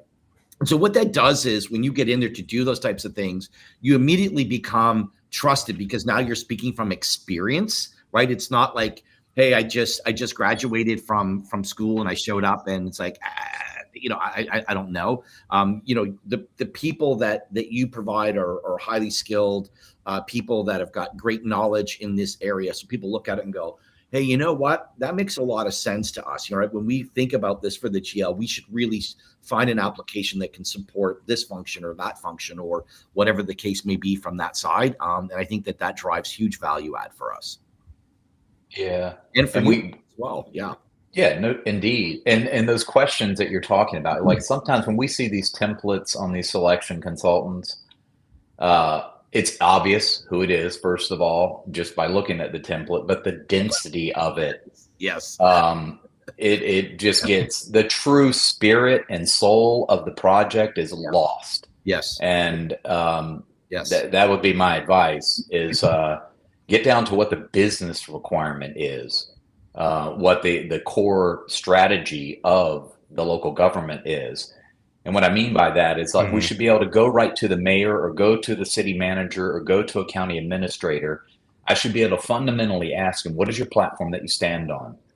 Is it, I want to provide great services to my tax constituents. I want public safety presence. I want clean parks and recreation. I want great business commerce. I want great job opportunity. That's probably most of them, right? That kind of lumps them all in. You're not going to get any of that, without engaged and empowered people. And that's where it's like, if that's not in the spirit of your selection criteria, you're going to have a tough go at it. Yeah. Yeah. And I think the other thing too that drives us all batty, right? Whether we like it or not, is getting that 4,000 list Excel spreadsheet. That's what I'm referring to. I'm like, you so desperately want to say it's 2025. Yes, I have the ability to change the vendor name. Okay. Like, let's, it's nothing more infuriating to somebody to look at that and go, you've got to be kidding me. And we want a full explanation for all 4,000. Paul, give me a call. I have a life hack. I have done many of them, and let me tell you, I am an avid golfer, and the sooner I can get away from those and out on the golf course, is good for me, and I've figured it out. So give me a shout. So it's been an interesting time for that, right? It's because those requirements were written 30 years ago. It's the same stuff. How many tables do you have? Can your thing, what ASCII code, and can you cut a check? Like it's really ridiculous. And we've been guilty of that too, because if a client expects us to do that, right? Think about from our standpoint when we are presenting our services, and we're up against one of these other competitors that the client knows that that's what to expect. And when if we come and say we have a different approach, and if that client has gone to classes for a certain conference organization that is teaching 20-year-old methodologies, and that's what the CFO thinks should happen, we're trying to find that sweet spot where, we don't want to go to the 10,000 line item requirements. To Jamie's point, let's go to outcomes. We're trying to find some automated ways to get to the finish line, which is automation and outcomes, because in the SaaS world, you're not buying the thing, you're buying the outcomes. So how do you put that? And you've seen it too. You wear out your selection team, and the by the time they're into the selection process, who's ready to flip a switch and start implementing? Like you can't have that type of fatigue and exhaustion of the selection process. Like you got to get to the spirit of what they're trying to knock out. What are the low-hanging fruit? It's just part of the process. I mean, we have a lot of different methodologies that we apply to that when we're just in the pre-sales and engaging in that activity. But you got to see where they're at in that people-centric maturity, whether they're just kind of initializing, where there's not any standards, there's really a lot of inconsistencies in place. Sometimes they have a process in place, but the activities and management of it, there's not really any insights. So it's like, got to go all the way down to where that's optimized. and where it's continuously improved and we're able to measure those outcomes. So, I think you're on the right path. And we look forward to a lot more engagement, in general. One of the things we're on this, this whole process of, the requirements, traceability matrices and that if you're an agency out there and you're listening to this, watching this, make sure that your demo scripts match what your folks want to see in the demo. Yes. Okay. Mm-hmm. Yes. This is ultra important. If you're sitting there and you're in procurement listening, remember your customer, your constituent are the folks in HR, the folks in finance, the folks in planning and budgeting, etc. You want to make sure that when they're sitting in these demos that they're getting the most value and they're seeing that seeing what they want to see. And the reason why I say this, it comes back to who your client side advisor is and making sure that they're doing their job in tailoring these demo scripts. We were on a demo, and about halfway through the first day, the audience was saying, "Why are you showing us this?" We were like, "Well, it's in the demo script." Well, we don't do that. I went that night. I was like, "Okay, who's got the demo script?" And the client, and it wasn't UAV, but the client side advisor said, "We've got it over here." And I was like, "Well, I've got a digital copy tonight. I'm going to print out 10 copies, and I'm going to give them to everybody in the audience so they understand what they're seeing." I did that. That night, as I'm printing it out, I noticed that the demo script was for an entirely different agency. Yeah. Client-side advisor, and this is a major client-side advisor. I'm not going to say who it is. Yep. They had just totally and so anyway, it caused a big mess. So Well, Amen to that. Absolutely. Yeah. That's checking boxes, right? That's not advising. That's giving someone a form and saying, here's how we're going to do this. And we are, adamant about getting away from that. So thankfully that wasn't us. That's such a great point. A lot of our pre-sales people, like they've been in there, they've worked in the public sector. They've been at very large cities and counties. And when you put those great expertise and advisors into these sales processes and only to have that type of confusion, that's very, very disappointing and really not a good use of them. Yeah. But I think when you're talking AV about like, how do you decide which direction they're going to go? I think you'll find that there's a lot of movement in leadership staff within public sector right now, whether they're coming from the private sector and they've used other solutions in that space. Yes. They pop into a director job within local government. And then there's this awakening process that things move a lot slower. There's a lot of political landscape. There's a lot of maybe limitations of budget. And their whole strategy has been kind of tangled up because everything that meant something in the private sector is very different in the public sector. So I think identifying those situations, we've seen that happen quite a bit. And I think being able to kind of help them along that path and distill that down to something meaningful in local government is going to be important. Agreed. Yeah.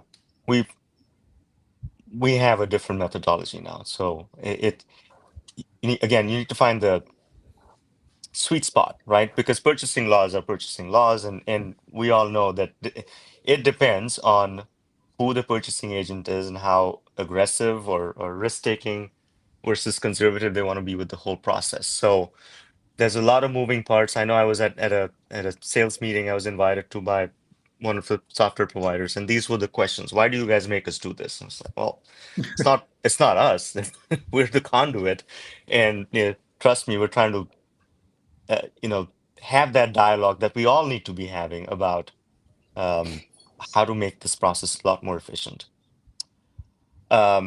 What are your thoughts, AV, on like a physical RFP versus doing vendor evaluations, running through this process on your own, without the constructs of the RFP and using cooperative vehicles, distribution channels, whatever it is. Yeah.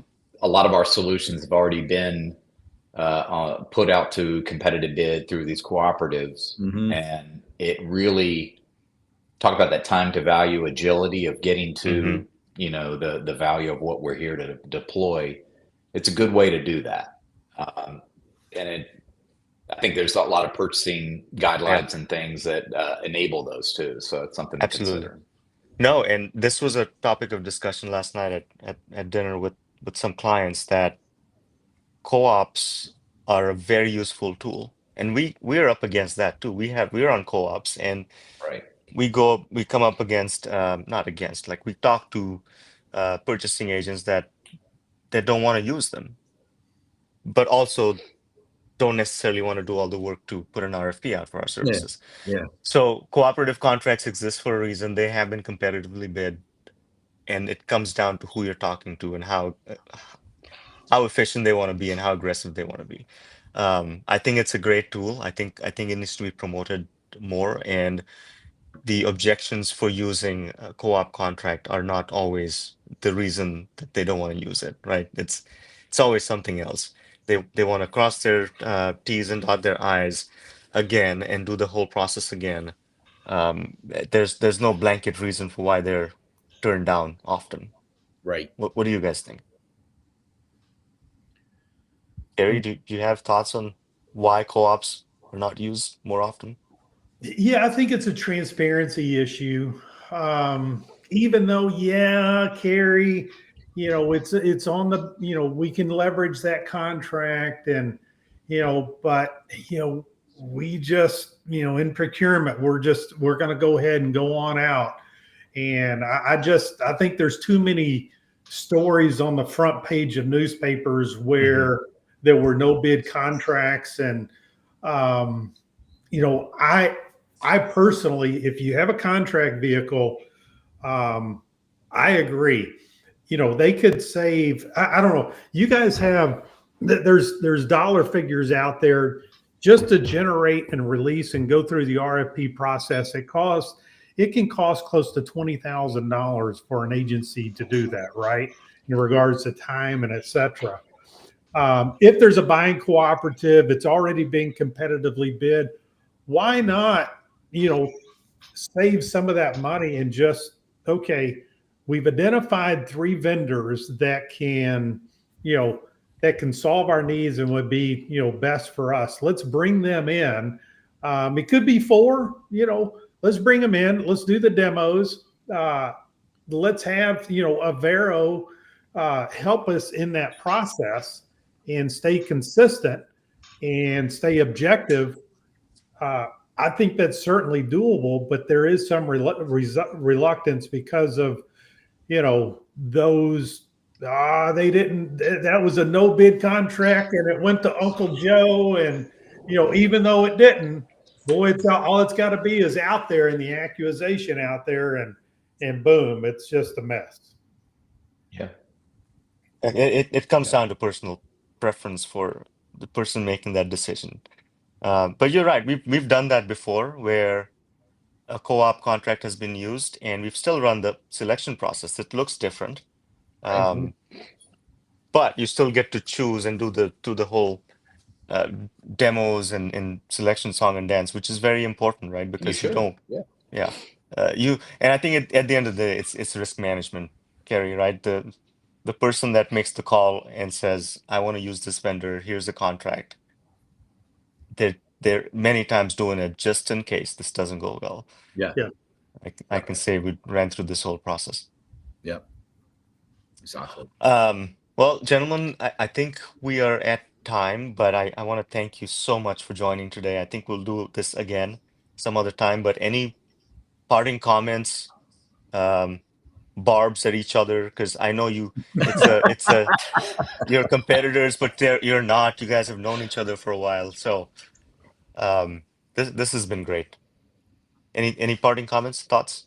I would just say thanks, AV, for the invite, and it was great to see Carrie and Jamie again and to share our thoughts.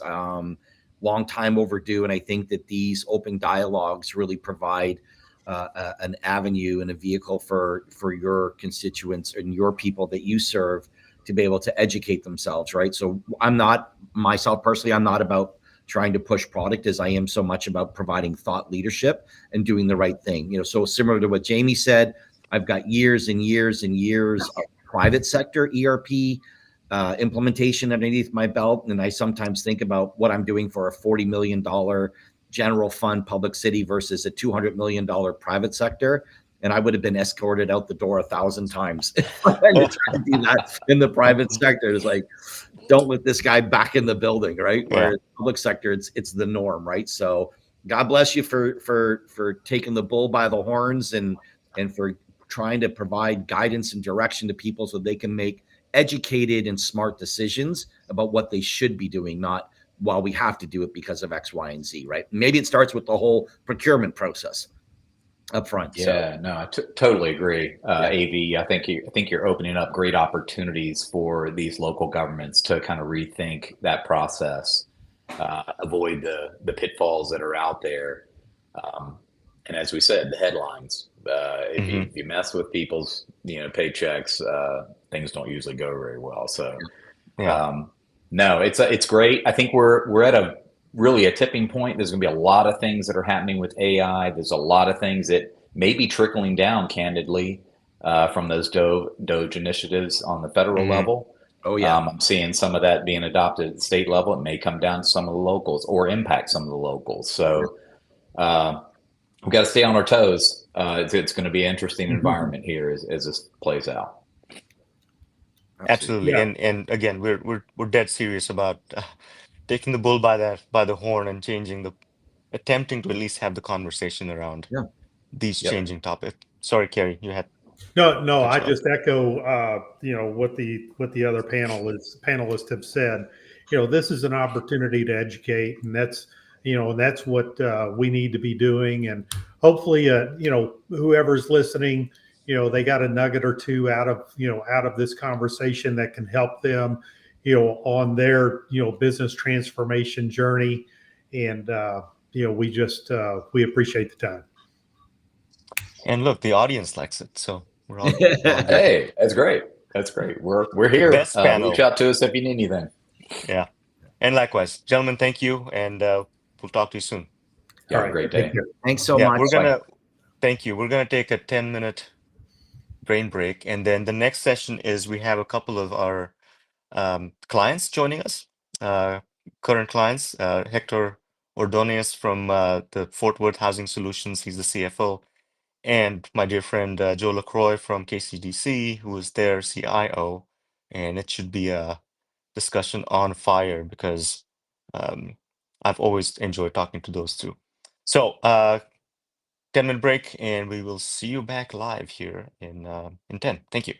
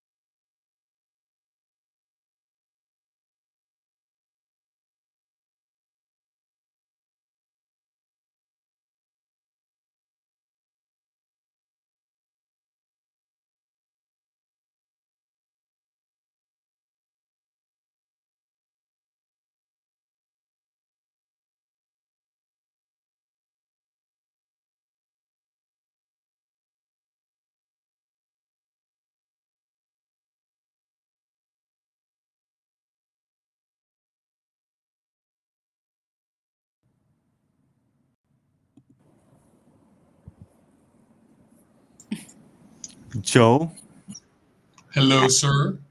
how are you? I will remind you you're live We are because live. Thank you. there is no like background green room kind of thing on this on Restream. Is there? No, I mean, that's when you are not added to the stream. I guess that's technically backstage. Yeah, So, but you can't really like yeah. talk to each other and prep. No, But who you needs cannot. prep? You could not. No, but I am not going to stay on with you guys, but I did want to welcome all of our viewers back to the show. We're very excited about our client panel for multiple reasons, but this is something new that we decided to do with this workshop because we wanted you guys to hear from leaders just like yourselves on how they work alongside us and what makes us unique and two, why they hired us, right? So without further ado, I'm going to pass it on over to Mr. Abhijit Varakar, and I'm going to be in the background responding to questions, keeping the conversations going. So please chat your questions and keep it engaging. But thank you guys. I'm going to hop off. Thanks, Megan. Hey, Joe. Welcome to the Hey. show. I know you've been on it before, but this is a slightly different. This is our annual Insights Panel workshop where we bring tech leaders like you on to talk about what's new and exciting and what you see going on. And I know you have a lot of thoughts around those wonderful topics. But why don't we start by introducing you? I'll do the glowing intro and then you can jump in and correct me. But Joe is the IT director at Knoxville's Community Development Corporation in Knoxville. And Joe and I have known each other for a long time through several of his positions. And it's always been fascinating that it's when I met Joe, it was like kindred spirits because he spoke the language of a consultant, someone wanting to do things for efficiency and making things better. And Joe has never been caught up in technical nitty-gritty, although he understands it deeply. And it's been a joy working with Joe. So Joe, welcome. I'll let you fill in the color or correct me if I said something out of line there. I think, thank you for the introduction, the glowing introduction. Yeah, I want to hit on that real quick. When we met that first time in your offices there in Maryville, I couldn't believe that I found kindred spirits. It was in a consulting firm, and it was just amazing for me. It was awesome. And we talked very deeply about things that made sense to me. So that was very important. Yeah. I've been in the IT industry for about 35 years now. I started out as a programmer and went into break fix and networking and operating systems, and not quite in that order. Been on some cutting edge technology things, and then found government about 20 years ago now, 15, 20 years ago, and have stuck in this niche, and it is a niche for the technology, for the IT industry. And currently I'm the IT director here at KCDC, Knoxville's Community Development Corporation, which is the public housing authority in Knoxville. And I'll correct you on one thing. We met at a pre-bid conference at a town you used to work for. We did, you're right. Yeah. We met at a pre-bid conference, and you guys were, although you didn't win that contract, you guys were one of the top three for us. And then we met and had a long conversation there in your office. So you're right. I take it back. No, all good. But the point remains that it's always been fantastic. So Joe, earlier today we had, I think on the first panel, we had a discussion about the CIO's role in enterprise modernization going forward.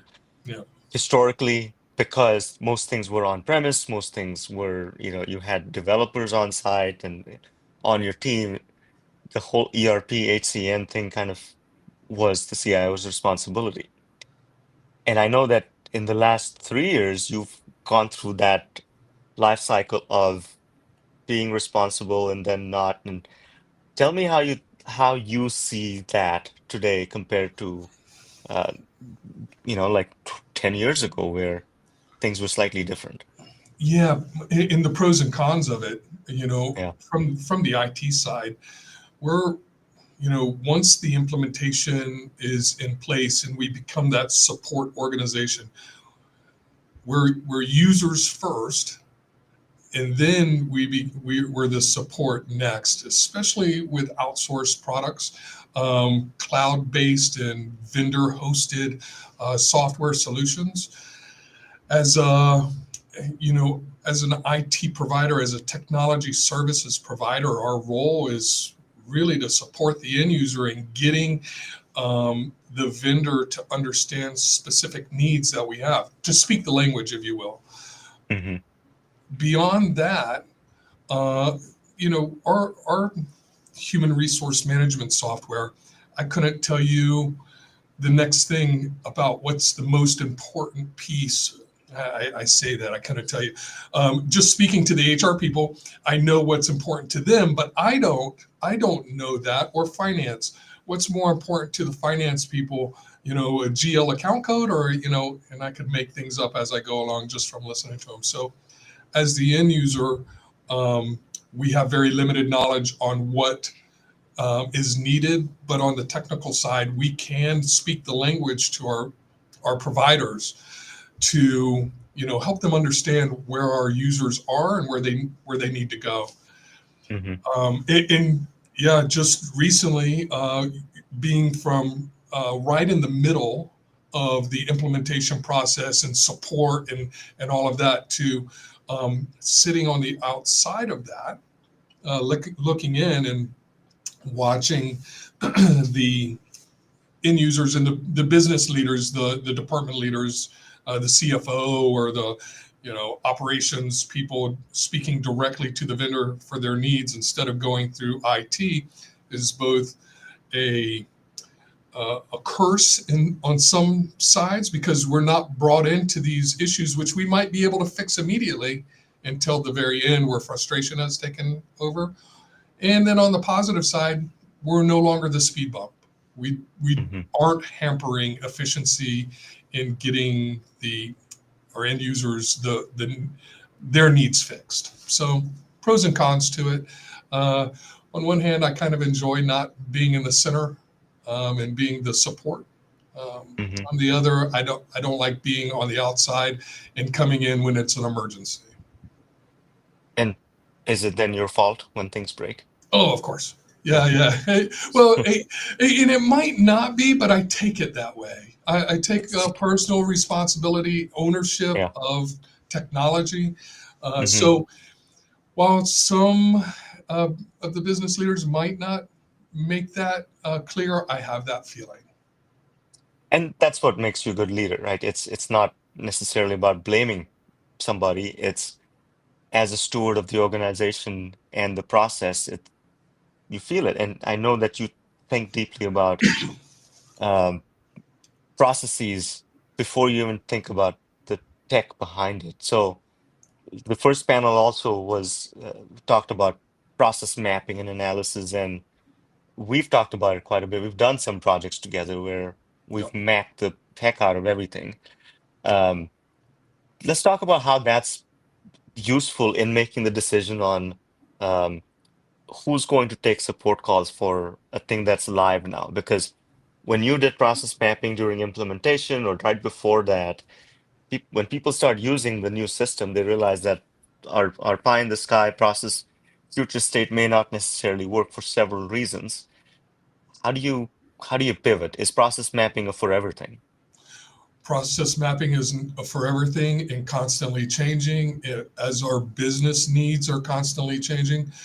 Here, and I'll give you kudos on this one, our process mapping here at KCDC was fantastic. We're still in a good position on what and how we do our business. Hmm. I've come from another place previously where process mapping wasn't done well. a lot of pushback, and probably the biggest failure of my career was not stopping the project in its tracks when certain business leaders said, you know what, I'm not going to provide you this. I'm not going to provide you the business, the process. I should have stopped that project. And the failures that they are experienced going live with that ERP package are still being experienced today, 5-6 years later. So it's critical. It's critical for process mapping to be right. It doesn't have to be perfect, but it has to be right. And you have to be flexible with it. And if it's not working, take a step back and go through that process again. I like to do an exercise where I take the software completely out of the picture. Okay, this is how you're doing it with the software. Let's do it on paper. Let's get on the whiteboard. What do you do first? And go through there. And some people have the hardest time stepping out of the software step by step and putting it on the board. And getting that, and my question to you earlier is, how do you drag that out?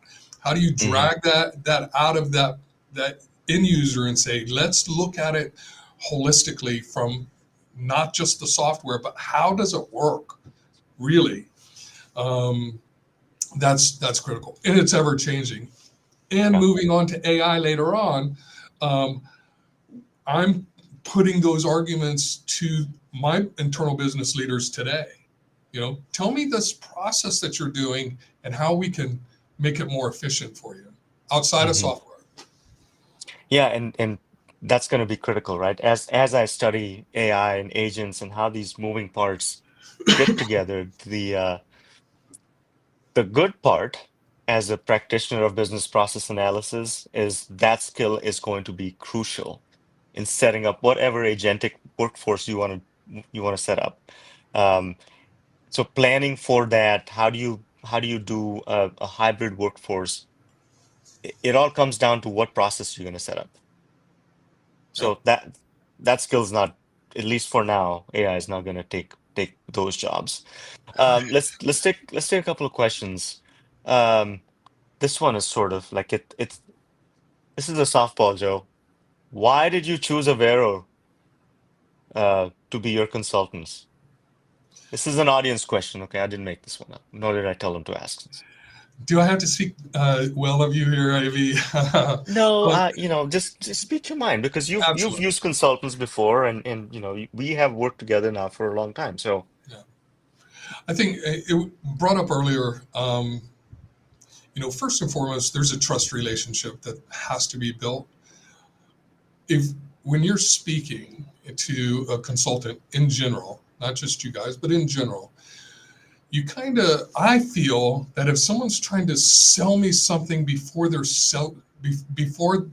have that relationship, it puts me on edge. So there's a trust relationship first. Do you speak the language? Do you understand? So, I could come in and say, you know what, my hair is on fire today. And as AV would turn around, AV didn't take a fire extinguisher and put my hair out. He asked me, why? Why is your hair on fire? That's a simplistic view of it, but I think that's the biggest reason why I've chosen you in the past, and I'm sure that there's going to be projects in the future that we come back to you on, because I know I'm going to get the straight shot. We're not going to be run around the block. You're not going to push a product on me that's not what I need, and we can have that conversation, open, honest conversation on why something makes sense. Why is your hair on fire, Joe? when it's ongoing, right? It's not just, this is what we try to portray too, is it's not just during the sales process. You will get that from us, and we've had that, right? We've actually had not shouting matches, but like honest debate about how do you do governance and where does IT sit in the management of this product. And to your credit, right? It's always taken openly, which is what makes a great client consultant relationship, because at the end of the day, we are here to support you from an intellectual standpoint first, and then we together decide how to execute on something. Right. So the trust relationship is both ways. You have to trust me as much as I have to trust you. And if you don't, that relationship is going to spiral out of control. I look at our relationship and all of my vendor relationships. If I can't be honest and if I can't say the things that are of concern in any aspect of a project from the beginning and just talking, this is what I'm thinking to the end. Okay, we're finished. If I can't be honest through that entire process, it's not a good, strong basis of a relationship. Mhm. It has to be reevaluated. Well, and one of the, if we may continue this bromance of how great you are, but also the organization that you work for, right? Terry McKee's watching. He's commenting. Yes, we spend a lot of time on process mapping, and thank you for the complimentary. But it was also unique. Before you came on board, Terry held the Yeah, very unique distinction of being procurement director and IT director for a long time. right. And he's been on the podcast talking about how that is kind of wild, but he pulled it off. Um, and I guess my question is having a supportive procurement director now, because the last panel talked about how RFPs are difficult and why do you guys have to do these 10,000 line items, and why won't you do a cooperative procurement on a contract we already have? I think it comes down to having a relationship between the CIO, IT director, and the procurement director, and I think that's very unique to KCDC, as far as I can tell Yeah, from the outside. I was confused on how Terry could do it, but going back through some of his purchase requests as an IT director, he denied them as the procurement director, and I was like, "How do you do that?" um, Yeah. Terry has been phenomenal to work with. When I first came on board, he had such a deep knowledge of how the IT organization ran. Hmm. I still go to him for to spill my guts and be a grumpy old man and but having Terry there, he understands IT, he understands the process that I need to go through to be satisfied with providing technology services. And on the other hand, he guides me through the procurement process where whether I do it right or not, I like to joke that I take Terry's credit card and go buy pizza for everybody with it. But he keeps me in line, and it's having an asset like him on board is fantastic for me. I stepped into a great organization. Yeah, you sure did. So let's talk about, you alluded to AI earlier. Where is it going? What are you seeing, just based on your research and talking to other organizations and vendors? What's your general take on? And speak to it from a housing authority perspective too, right? Because I think it's one of those um, areas of our client pool that will be most benefiting from AI first. Absolutely. So let's go back 10 years and where AI first came out and it was Skynet and cyborgs were coming out and all this kind of craziness. I've from that point, from that day, I've always disliked the term AI because it's really not intelligence. I don't think we've seen human style intelligence coming out of software. Machine learning was another one. Okay, machine learning, I do understand, but where are we at with AI today? I'm afraid that the marketing hype, the sales hype that's coming out of software vendors is still just that. It's just hype. And from the public housing perspective, we're not on the bleeding edge. We're not even on the cutting edge. We're going to accept and implement technology that's proven. I'm looking at AI technology that's already been implemented into the private sector of property management. Mm-hmm. It's out there, but once again, I'm having a hard time. Terry's an exception. There's a few other exceptions here. Having a hard time showing or getting my business leaders, my unit leaders internally to understand that automation, AI isn't the panacea that it's been made out to be by these vendors that are out there, but the automated pieces where we could find efficiencies, and we are still looping in human beings into this process, is out there. It's just trying to get them to see it, open their eyes to the possibilities of automation. Terry and I have talked many times. As a matter of fact, part of our ongoing AI discussion was initiated by procurement. Terry wants to become more efficient, and there are things out there that can help with that. Housing operations, those guys need some automation to free up resources, human resources.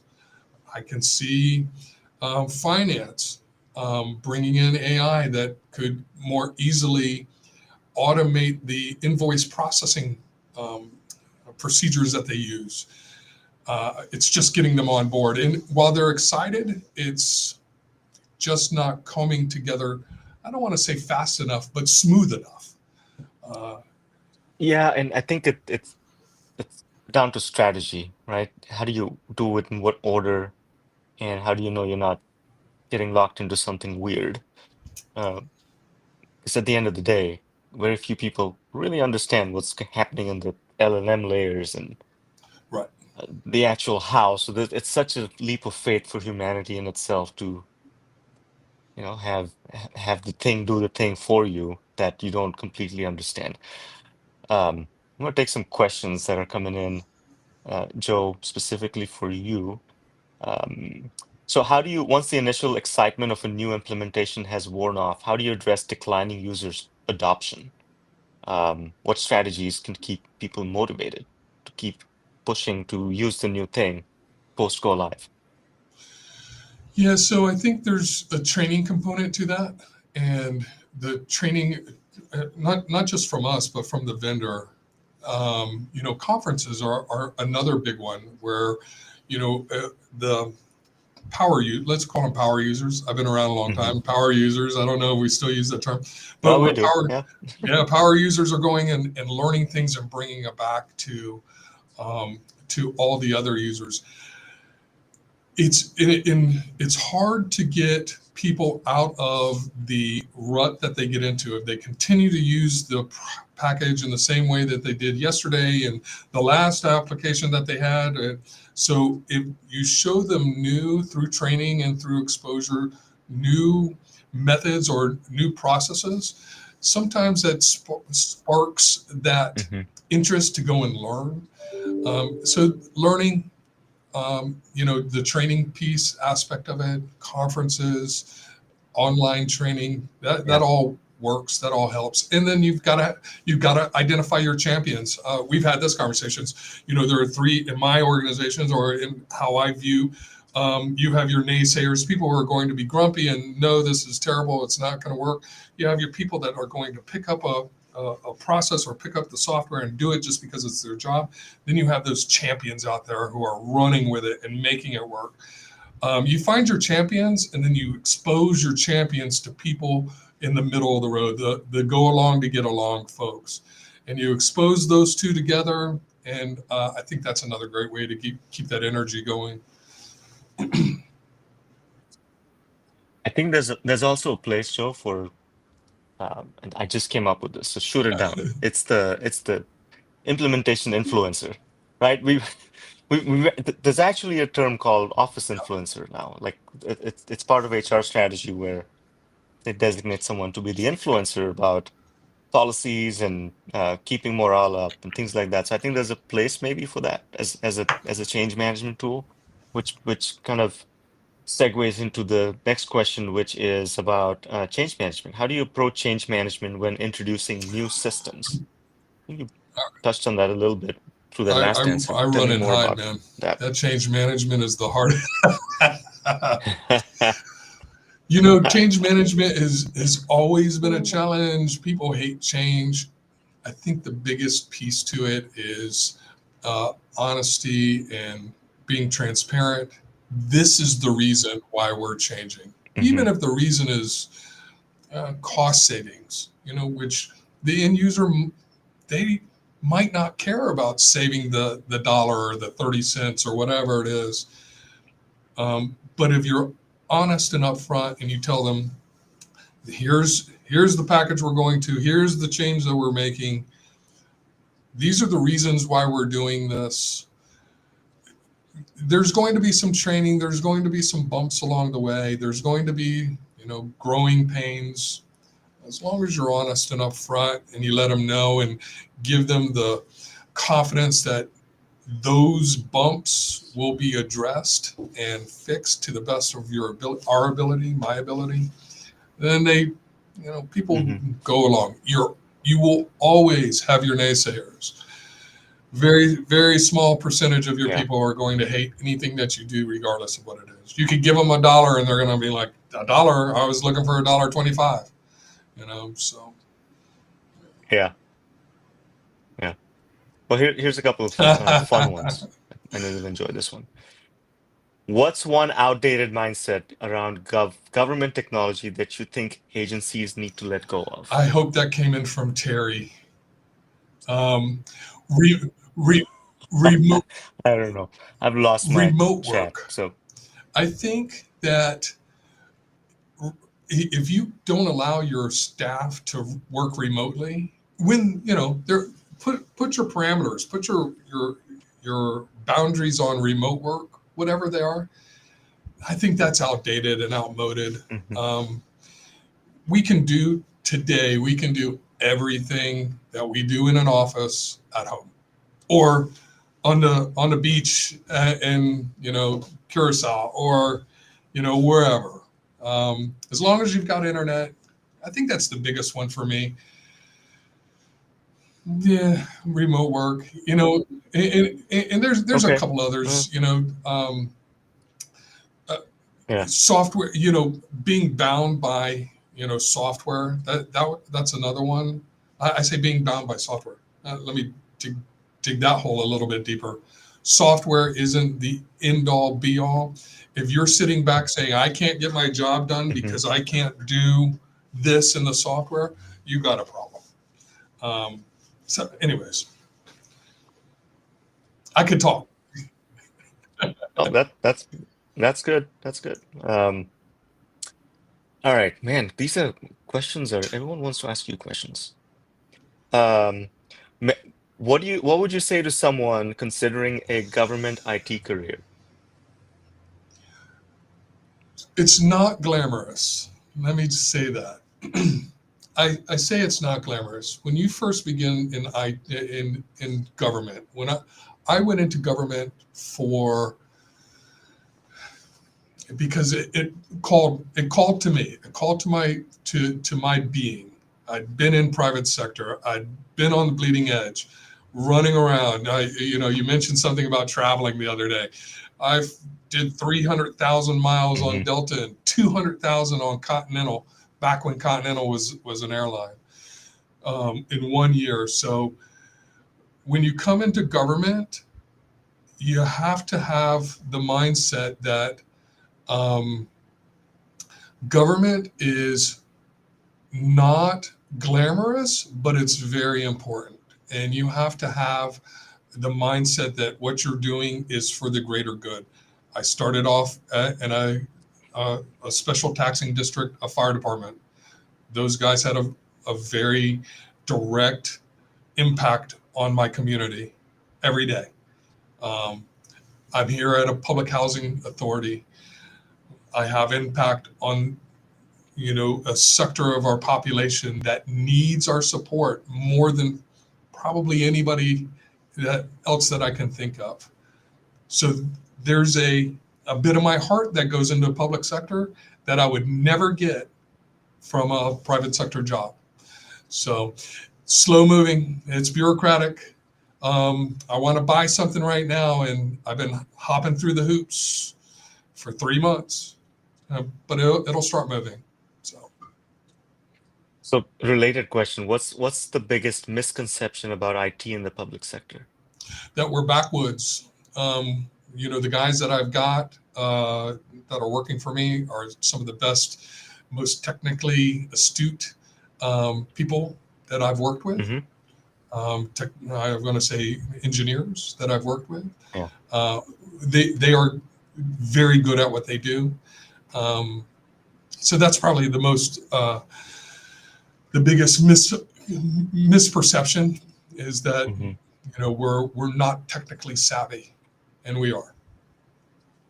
Well, and I think it's also sort of bunching a whole bunch of things together, right? And as consultants, we can be guilty of doing that, because if you're running an AS400 system that was built 30 years ago, Yeah. and you haven't modernized, but everything else, like your network stack is pristine and you guys are highly secure. But as an ERP consultant coming in and just looking at the screen, you tend to say, "Man, this is backwards."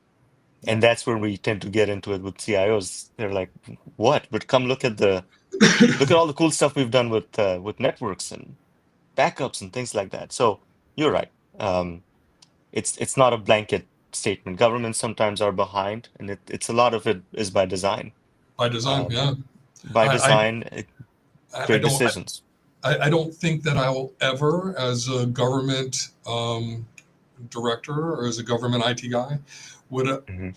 ever bring in bleeding edge technology. It doesn't serve the greater good.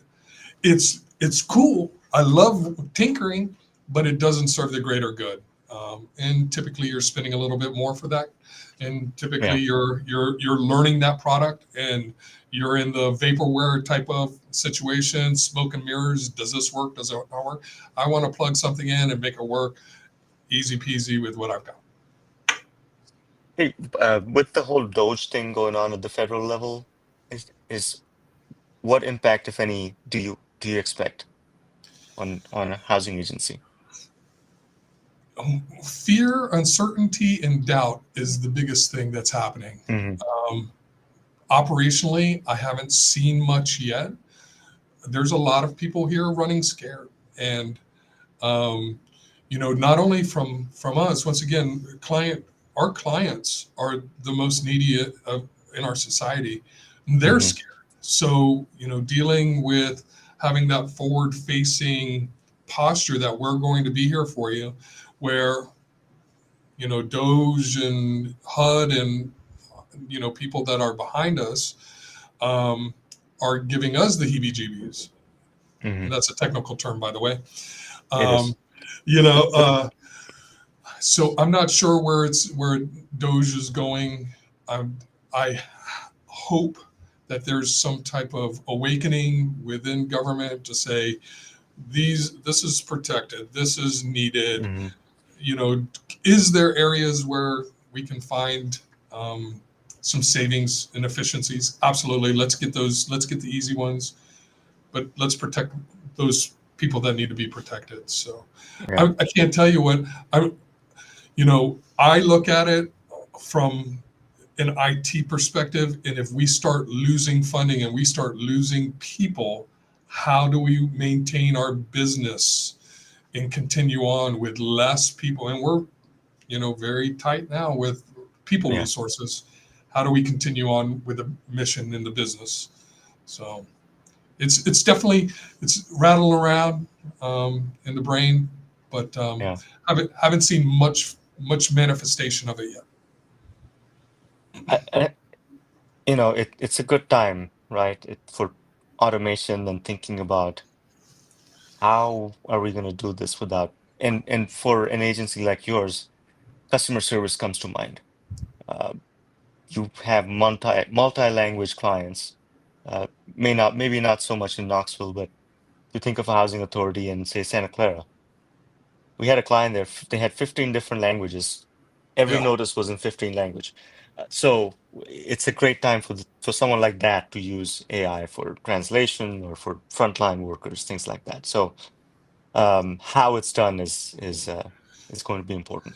In the direction coming down, the direction coming down from the executive team, from the C-suite, is we we are a people-oriented business. We are a people-oriented institution, and we want people to deal with people.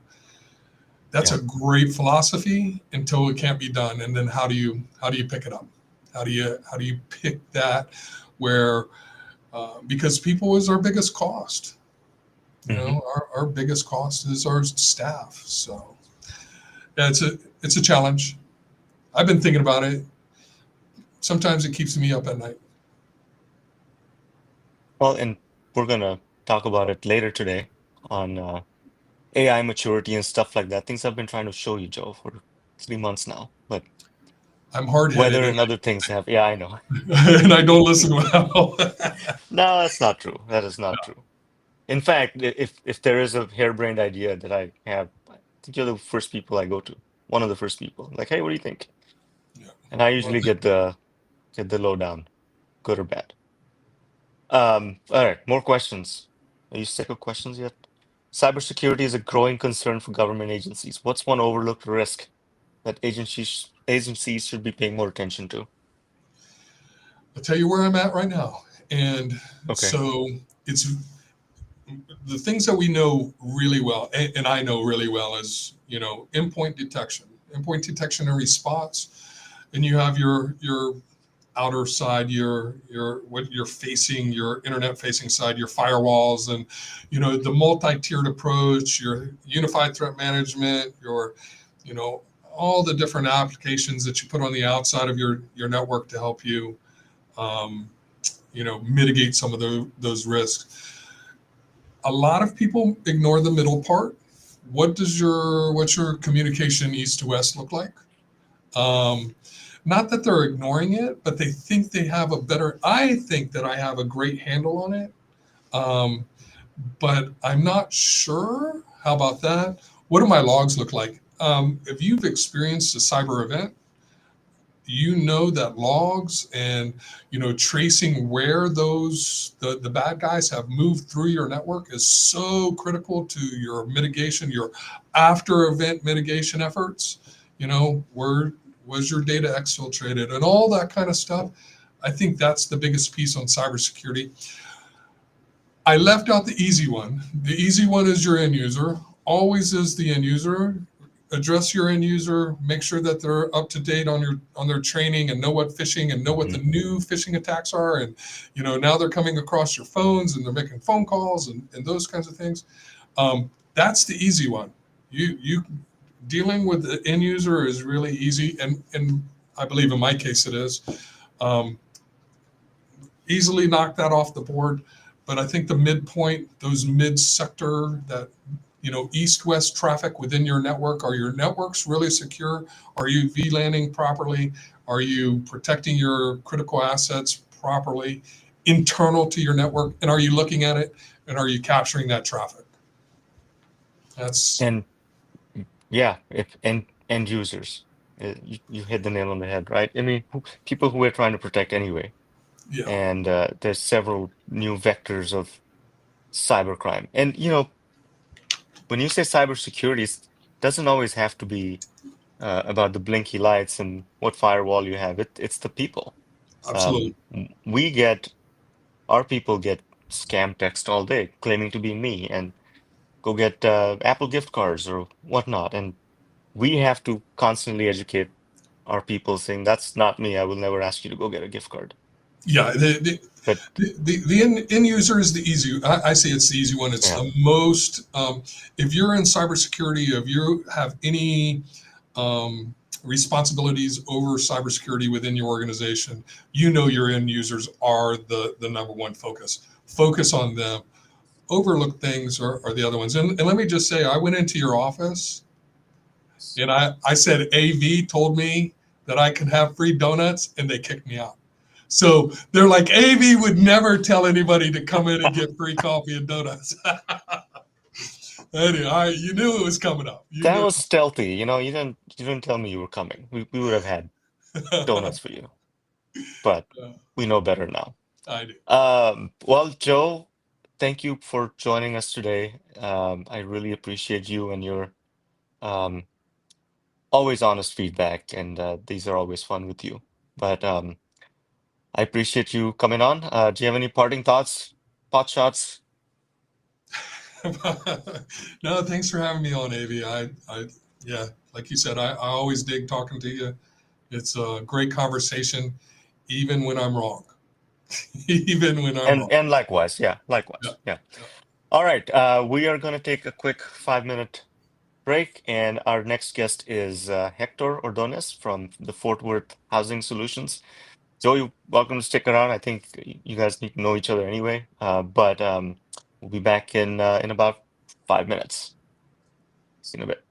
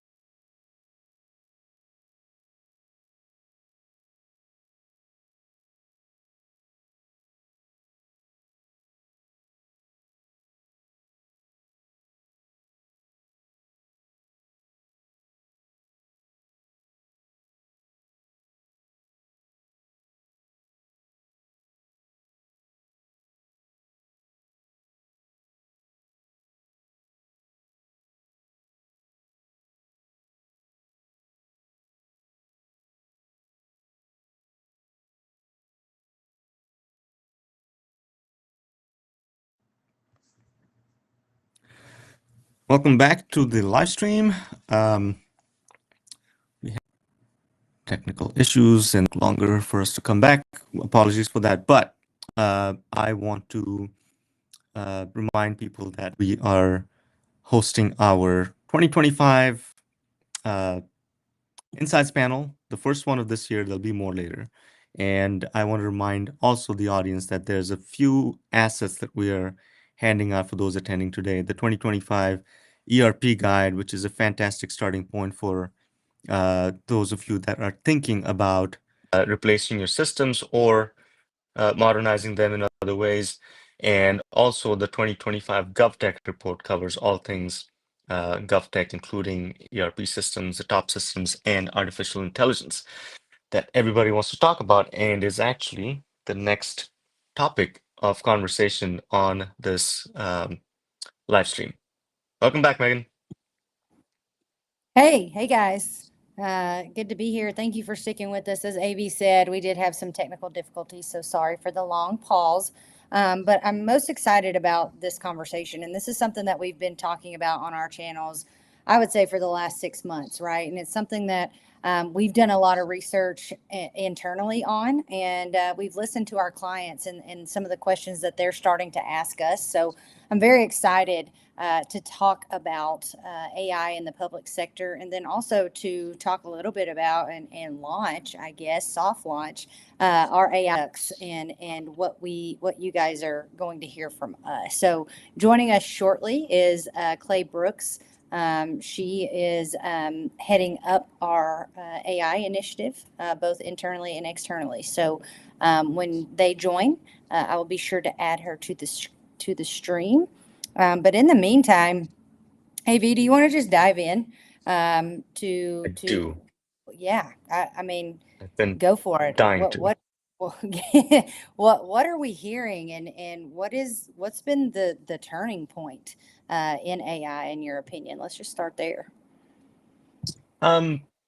Turning point, not so much, meaning it's a lot of cool things are happening in AI, a lot of cool things are happening uh, in the tech industry in general, and everyone's talking about AI. You know, we had an earlier panel talk about how everyone's saying AI this, AI that, but very few vendors are showing anything beyond just like a chatbot or a customer service thingy. So things are moving quickly. I think we're sticking to our lane for now, meaning our AI exposure and services are limited to consulting and helping people think about how to modernize their operations through AI. And there's not one thing. You can't just go, I want to buy AI, how much for it? It really is going to come down to what your strategy is. How do you think about artificial intelligence? How do you think about your own operations, and how do you want to go into the future using AI? Your keyboard's really loud. Oh, I'm Right. so sorry. So sorry. But anyway, what I want to showcase today and talk about is our approach to AI maturity. And I've sort of teased this for the last few weeks. We put our heads together and thought about what our clients need, right? Our clients are going to conferences, they're talking to vendors, they're talking to peers, and they are thinking about how do we use this phenomenal breaking technology to make life better for us internally and for our customers, citizens, people that avail of their services. And what we thought of doing is, instead of saying, hey, go buy X, Y, and Z product, you need to really think about what your maturity level is to take on anything AI. And I think this ties back to the days when we used to do the capability maturity models for technology in general. This is a take on that. So we haven't reinvented the wheel. We're just applying some frequently used methodologies and well thought of methodologies to take on this question of, are we able to take on AI? And if yes, how do we do this? So it comes down to the non-sexy stuff. I keep saying this, the business processes. It comes down to thinking about policies and comes down to three very important things: people, processes, and then the technology, right? So I'm going to share my screen. Hopefully I can do this and show you. Tell me if it doesn't work. Okay. And I think Clay has Showing us. just hopped on, so I'm going to add them to the screen while you. Hi, Clay. That's How are Clay. you? Oh, I'm good. I'm excited to talk with you guys today. Yeah, absolutely. So we're live right now, and AV is working on sharing his screen, I assume, for the AI maturity model. But Clay, if you want to go ahead and just introduce yourself to our viewers and tell us a little bit about your background and your passions. Yeah, I'd be more than happy. So my name is Clay Brooks, and I'm a senior consultant here at Avero Advisors. I have been very interested, one might say a little bit obsessed, with AI in local government and the public sector in general for quite some time now, ever since it became apparent that this is what's happening. And we probably should figure out what's going on.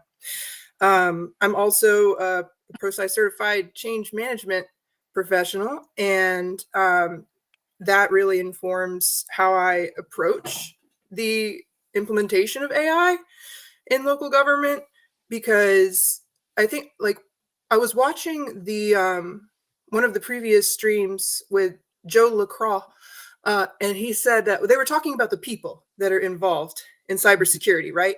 And the people are also going to be a major part of whether an AI system or tool or solution actually works the way it's intended and works safely and securely.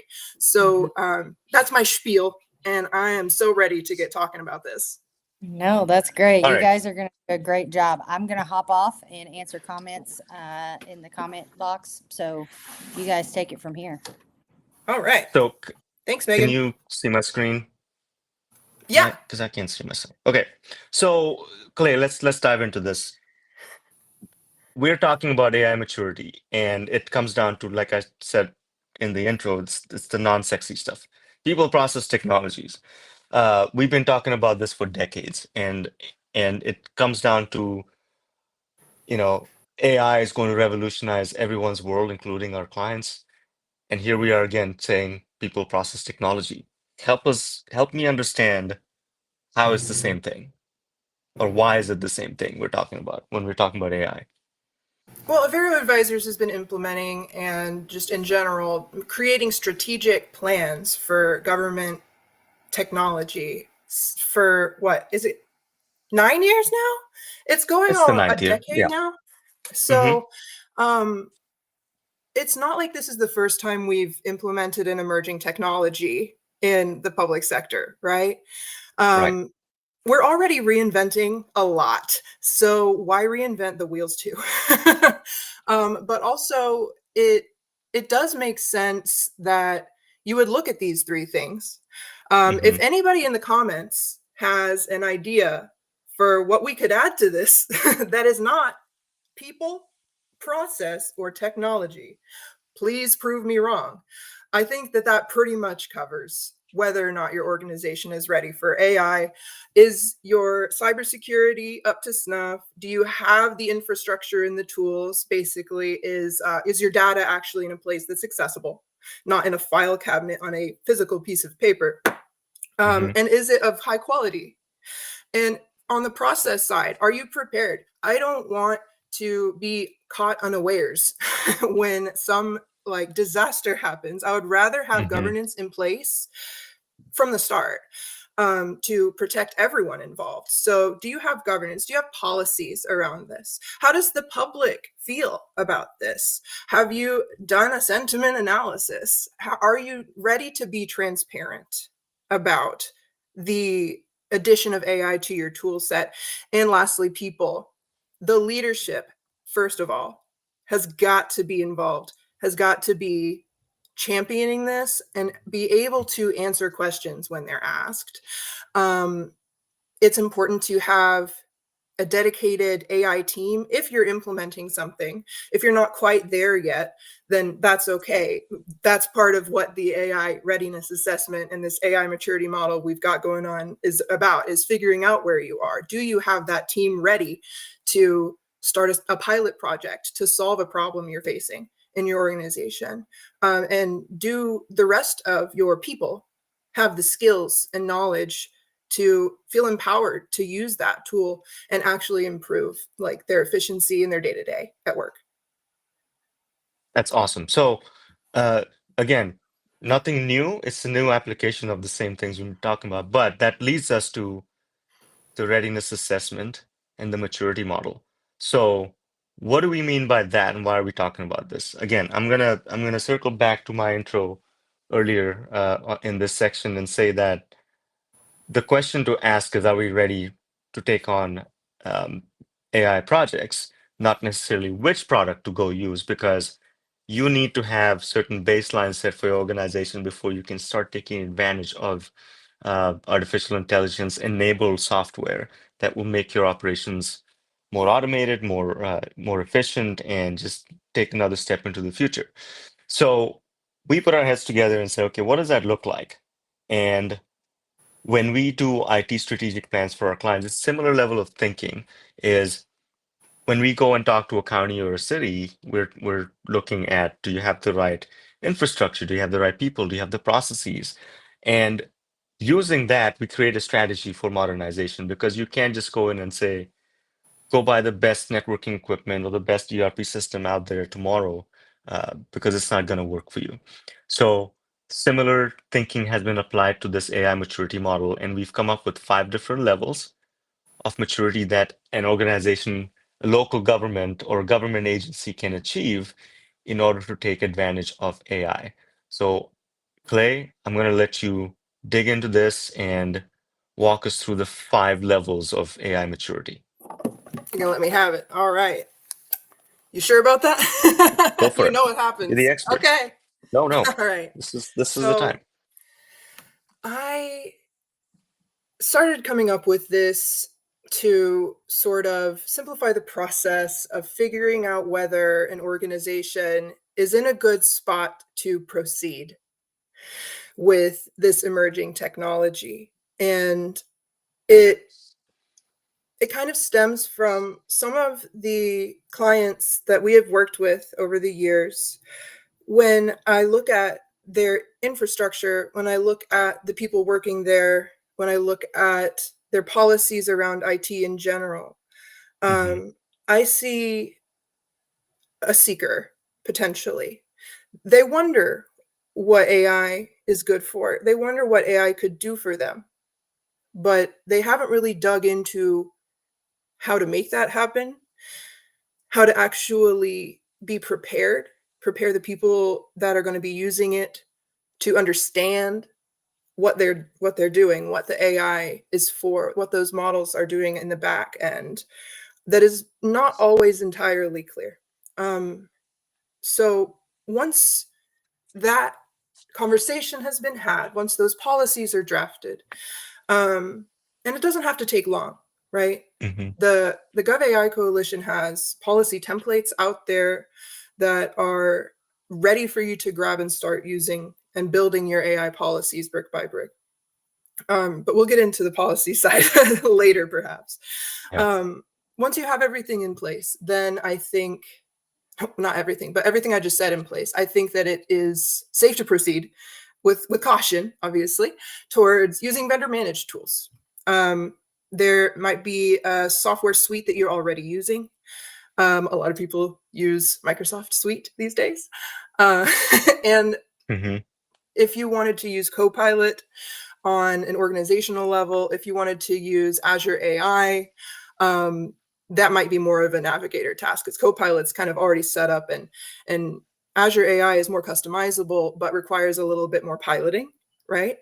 And then at some point, when you have all of your data in a position to be grabbed by whatever AI model or program or tool you're trying to use, be that like Internet of Things or predictive analytics or like responding to citizen questions with a database of citable sources, then you might be at the trailblazer level, and suddenly you're a visionary before you know it, where all of the departments across your municipality, county, or even state have their data in a massive connected system. And anyone who needs that data has access to it to help inform the decision making that they're doing. Now, if you do work in government and you just heard what I said, your heartbeat probably just raised up a little bit, because that sounds really exciting, but oh my goodness, imagine the paperwork, imagine the policies that need to be in place, the agreements about data sharing that would need to be in place. Imagine the citizens' reaction to knowing that, you know, maintenance on the power lines is being performed by AI controlled drones or something. Is that what they're going to think? What rumors are going to fly around? That's why you need to be prepared. That's why you need to take a step back and consider, are we ready for this? And what can we do to mitigate the risks that are going to be inherent in what we're about to do? So how do you determine someone's, you know, what stage they're at, what maturity level, what's sort of tell us about the assessment piece of this? We have a set of criteria that we would compare the state of the organization's IT processes, IT infrastructure, and the people using them. Compare the state of those to the benchmarks that we have, and using those ratings, we would be able to place that organization somewhere on this maturity model based off of their readiness level from that assessment, that AI readiness assessment, which can be, you know, part of an overall strategic plan. The sky's the limit with that. This could be just part of a broader modernization strategy that your organization is, you know, taking on. Yeah, and I can, you know, the thought process is that you're not going to buy things or implement things that you're not ready for. So what you're seeing then under the Pathfinder or Navigator, the bullet lists are things you can do at that level, right? Right. Once you achieve that level, these are the things we think or we recommend you doing at that point, and not any time before that. Yeah, and sometimes that's because of the risk level and the need for training and strong governance. And sometimes that's just because your data is not in a state that that kind of solution would actually be effective. And vendors oftentimes will sell you the product before they even look at what data you're going to be feeding it. And it doesn't matter how well it actually works for you, they will charge you the same price. So that's one of the things that, like, I'm pretty passionate about right now, is making sure that vendors don't take advantage of any naivete in this space to sell solutions that are subpar. Or don't exist. True. That is another thing. The ghost AI solution that is in any vendor's toolkit. I have talked to remember the story at ICMA where I talked to a vendor, and I was asking other vendors, everyone there, whether their product had AI in it. And I asked this one vendor and he said yes. And I was like, tell me about it. So it's a basic, you know, LLM, natural language processing kind of chatbot that searches through the data in your system and provides answers to questions. That's one of the most common ones, a chatbot, right? And I was like, how long has this been a part of your toolkit? And eventually we came to the understanding that it was still in beta right now. And he was saying that it was part of the suite of software solutions he was selling. And I asked him how long it was in beta, and it was in beta for about 6 weeks at the time. So vendors are not exactly equipped to be the most ethically sound voices to be listening to when it comes Well, to this. there's uh, competitive pressure, right? Where Absolutely. we've been in meetings where they're talking about AI and the promise of AI, and I'm like, am I about to see something, or are you just talking about things? They're just talking about things. So Mhm. it's unfolding, but again, I think where our client base needs to start is by doing an assessment and having a proper strategy for how to tackle.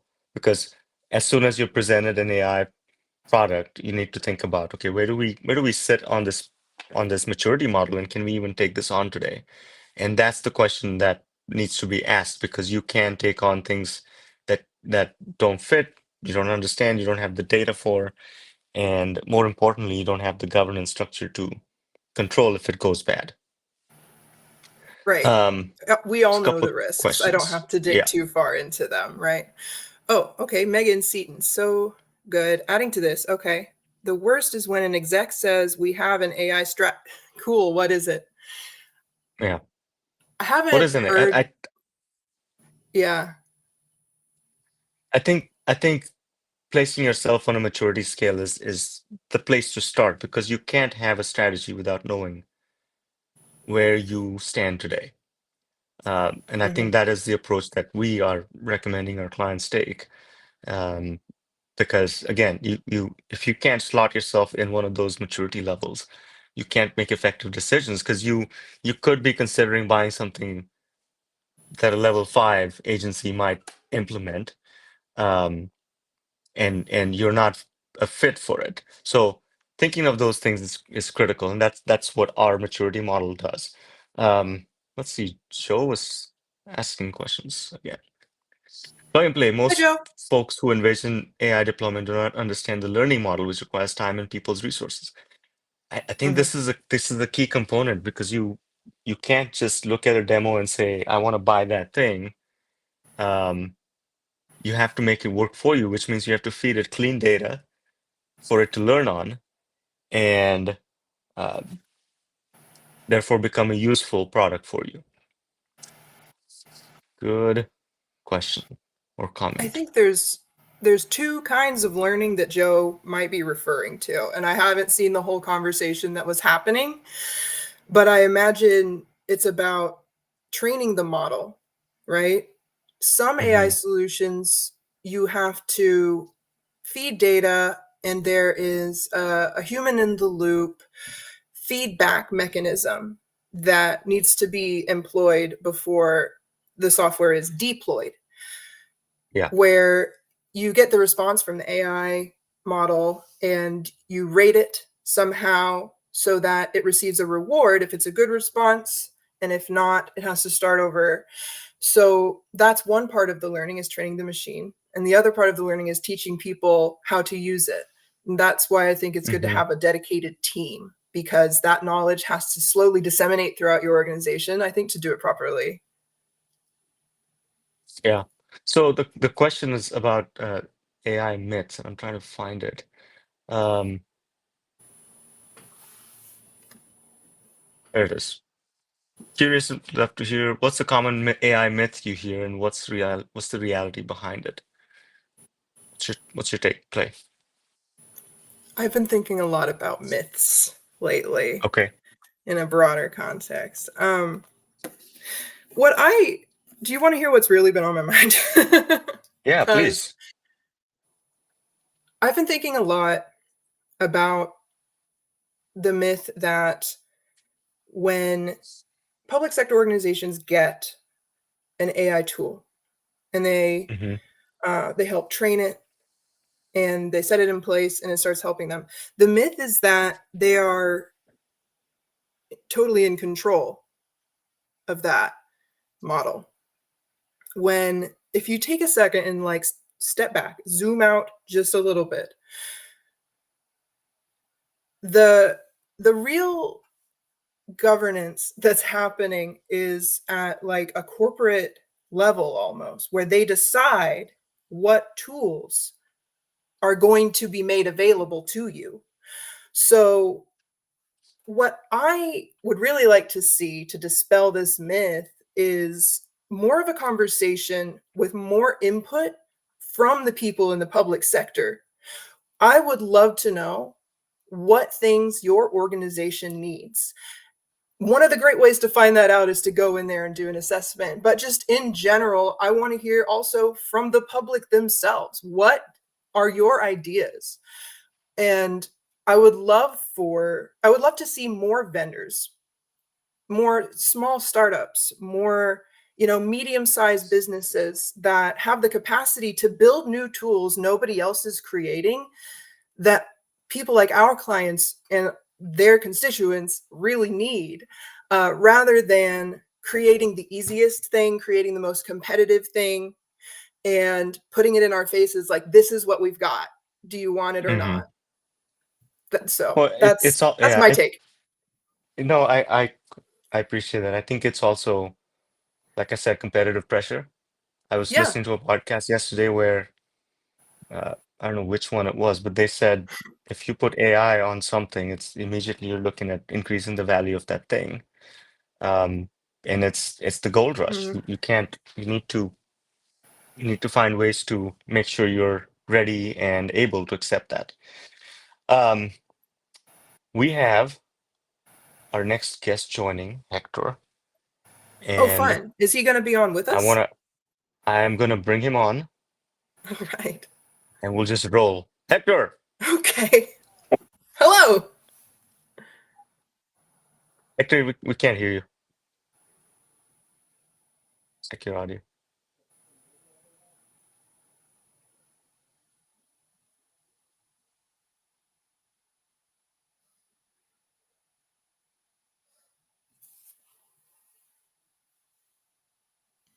Can you hear me now? Yes. Yes, perfect. So Hey, Hector, we were talking about AI when you jumped in, but we'll switch because Hector's time is important. I'm going to introduce Hector real quick. hi He's currently the I'll everyone. just VP of hang out. Finance and Admin. You're My fine. You're fine. No, apologies. you can hang out. All good, Hector. So you're the VP of Finance and Admin at Fort Worth Housing Solutions. 25 years of experience in accounting, finance, and audit. He began his career in gaming and public accounting, and then he came to the dark side in municipal sector. I love talking to Hector because he has done many ERP implementations by himself, uh, and worked with products like Tyler Technologies, Munis, Encode, Sage, RealPage, Yardi. We're going through a Yardi implementation together right now, and just has a wealth of knowledge on all the things that I talk about all day. He can talk about it too. So Hector, welcome to the Insights workshop. It's an honor to have you, um, and I'm looking forward to our quick chat here today.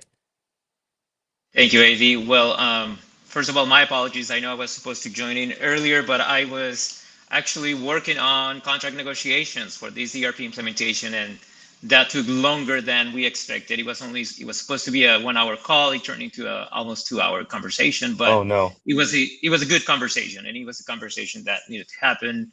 Everyone at the table. We want folks to feel comfortable about the ERP, to have a deep understanding of kind of what we're doing.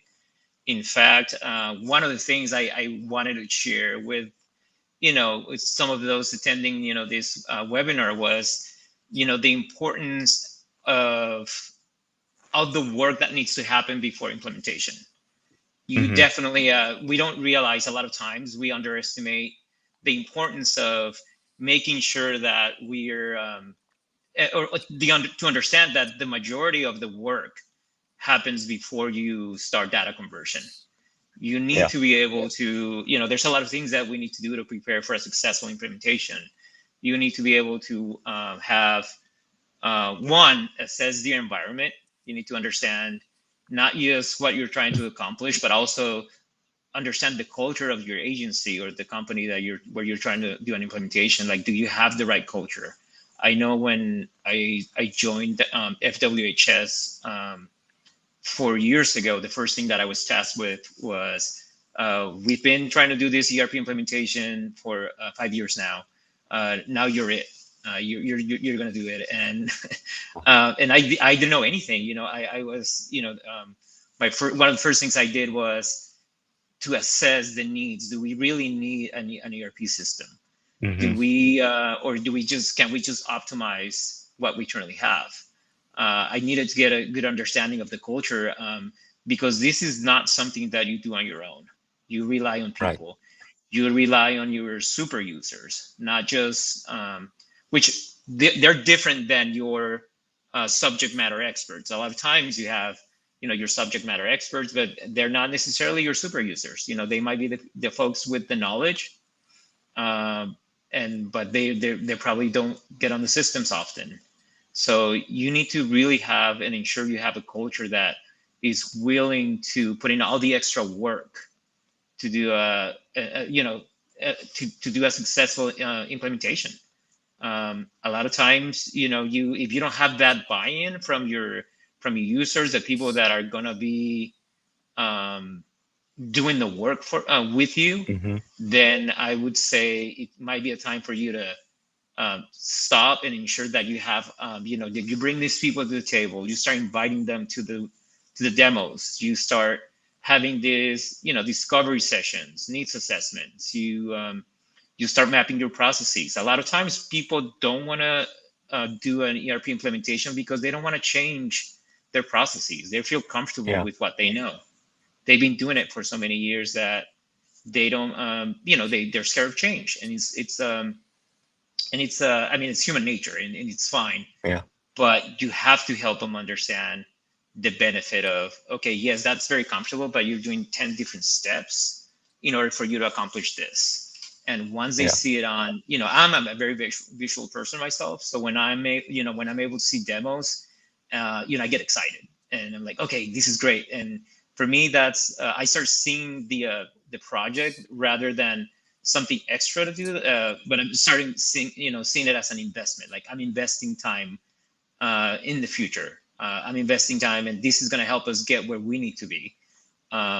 Ultimately, we typically start with your end goals, meaning when we have these discovery sessions, which is something that I would definitely recommend if you guys are trying to do an ERP implementation, is one, get help from people that, this is not a one person's job, right? We all have our day-to-day jobs, as a VP of finance and CFO here, like, there's a lot of departments that fall under my purview. There's a lot of things, it is not just an ERP when it comes to technology. There's other different apps and standalone systems that we're implementing, and you want to make sure that you don't overstretch yourself, and be able to, get the help that you need, to get the consultants. That's also part of, being financially prudent and fiscally responsible. You want to make sure that if you leave or someone leaves, there's continuity to this project.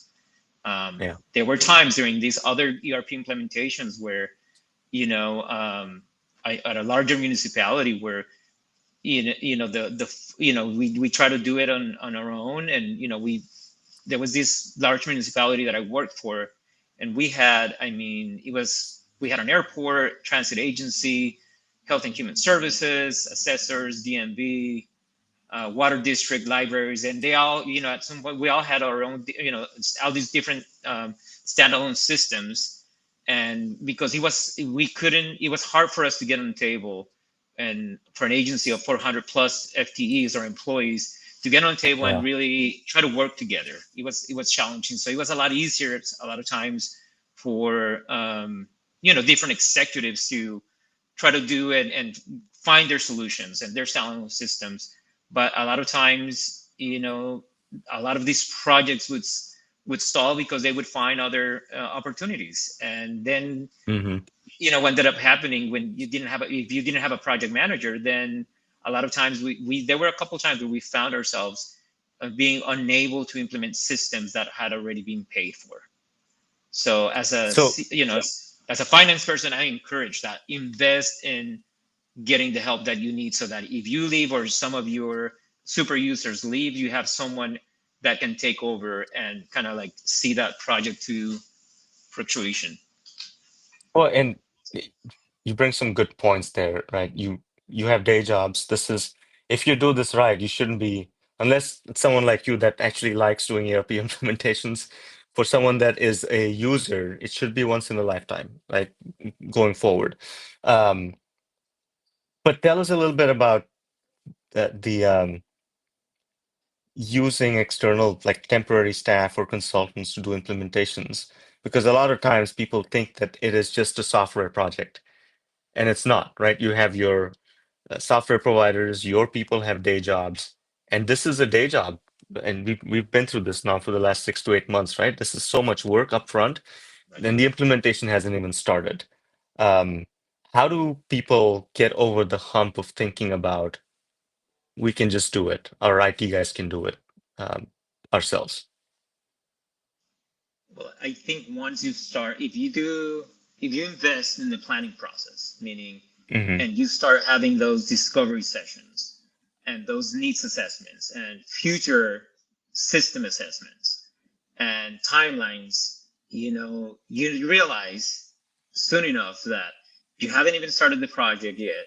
You haven't even started data conversion, and you're Yeah. already overwhelmed, and you're already feeling Hmm. like, oh man, how am I going to do this for the next 2 to 3 years? I'm not going to be able to do this on And by no job. myself Yeah. or on my own without help. Yeah. I learned that the hard way. There were times where I felt, and sure enough, I do have every agency that I work for. There was a lot of commitment, but there was a time when an opportunity presented itself, and I couldn't leave because I knew that if I were to leave, the project probably would have, not be deployed, or Hmm. we would have not been able to implement on time. So it was a hard decision to make, but I told myself it's never again. I'm never again putting myself in this type of position where Yeah. I feel like I'm missing out on an opportunity. And at the end, things do work out, and other opportunities present themselves, and you gain experience that allow you to get other, better opportunities. But it is important not to have that type of responsibility on your shoulders. A lot of Yeah. times So, it was my job having to fix or fully implement something that I was not a part of, and that's also not fun. hmm yeah.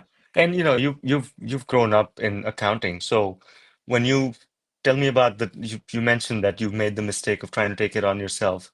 How did that come about? Were you there from the beginning and therefore got the project in addition to your day job?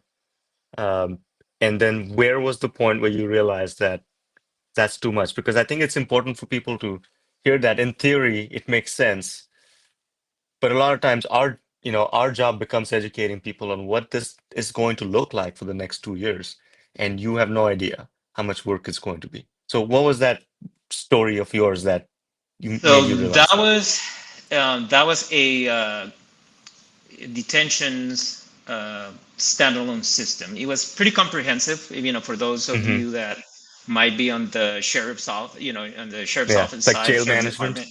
Yeah. Yes, and it was, Hmm. it started as a small project. We didn't know what we needed. We knew that the ultimate goal was for us to have more control and oversight on our, and the finances and, the inmate accounts, right? Meaning Hmm. like money. Every time Yeah. someone is detained, they Yeah. sometimes, The they're commissary. established a commissary, right? Hmm. So we started. That was we needed to have a better accounting and better control of the those programs and how we spent the money. So it all started as a accounting solution, but then I didn't know anything about sheriff's office. So I started reaching out to my counterparts at other municipalities and asking them like, what do you have? What do you use? Can I see it? That's one of the things I also encourage, and I would encourage all of you if you're considering an ERP implementation, use your resources. Your counterparts, your peer at other municipalities or companies. Ask them what went right, but also what went wrong. And I started doing that, and I found myself visiting a lot of jails and detention centers in Colorado. And Mhm. then I found out there was this amazing solution at the time. I don't know that was a few years ago. I'm sure there are better products, but at the time, it was it's called turnkey detentions, and it was just an amazing solution. Not only allowed us to achieve what we wanted to achieve, which was strengthen our the financial um, processes and procedures, but also one of the things and one of the huge successes of this implementation was the fact that we were able to change the culture of the sheriff's office department. A lot of times, the commissary process, which is when you buy goods on behalf of the inmates, was done. It was a completely manual process, meaning Mhm. they would get paid through a money order. If you were a sheriff or an officer that was not in a good grades with their boss, they would have you do the commissary, and they hated it. They wanted to be on the street serving the people, the communities, and instead, they found themselves having to go to Costco and buy, Oh commissary no. products for our Yeah. inmates. So they hated that. They saw it as a punishment. So when we implemented that eliminated that whole process. What we did is we installed kiosks that were placed inside the detention center, where folks were able to place an order, commissary order, uh, use their funds without having to touch, cash or access their account. It would Mhm. provide, that accounting functionality that we needed. It was real time. Then once that order was placed, it would go to a warehouse in Utah where they would gather all the commissary items, package them, because that was also another issue. Officers would go to Costco, buy all the products, take them back to the sheriff's office, package them, deliver them, and it was just an absolute, it was something that it was not it was not a good process. It just took a lot Yeah. of time, took a lot of resources, and then we ended up Hey Hector, I um, wanna interrupt just quickly. Sorry, but the stream on LinkedIn is ending, but you guys can continue on YouTube. We'll keep going, but in about 15 seconds, the LinkedIn link's gonna go dark because LinkedIn only allows for 4 hours. So go to YouTube and we'll be on there. So anyway, continue, Hector. so anyway, so that's the system. I got so excited about, and Yeah. all the changes that we were going to be able to do and achieve, that I just decided, yeah, let's do it, let's get it. I got some folks on the table, and we were able to implement it. But man, it's sometimes things don't go as planned. There's always challenges. There's Mhm. things that that you do have a day job. I was also deputy finance director for the county, which again, 500 employees, so many other departments. We do in finance, our role is customer service. We have internal customers that Mhm. they don't care what you're working on. They still, they still have needs that and you have to provide that assistance. Yeah. So at some point, I found myself, just overwhelmed, thinking, oh my God, this was supposed to take 6 months. Now, it's taken longer.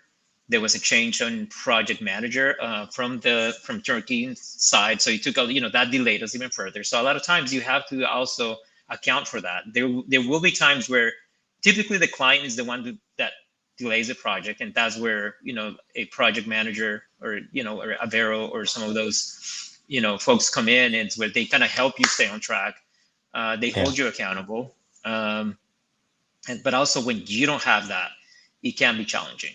Um, and it took a long time, longer than expected, I wouldn't say, but Mhm. again, certain opportunities presented themselves, and I really considered, should I leave, should I stay? And I was lucky that I was very happy at my job, and I decided to just stay, Stick it implement out. it, and Yeah. then after that, I said never again. So when it was time, the same agency or same municipality to implement a full ERP system, I knew that I needed to get to get all the, first identify the resources, and having Mhm. a project manager, someone who can behave or can act as a liaison between the vendor and the agency, and be a project manager and help us stay accountable and on track, was really something that was definitely needed.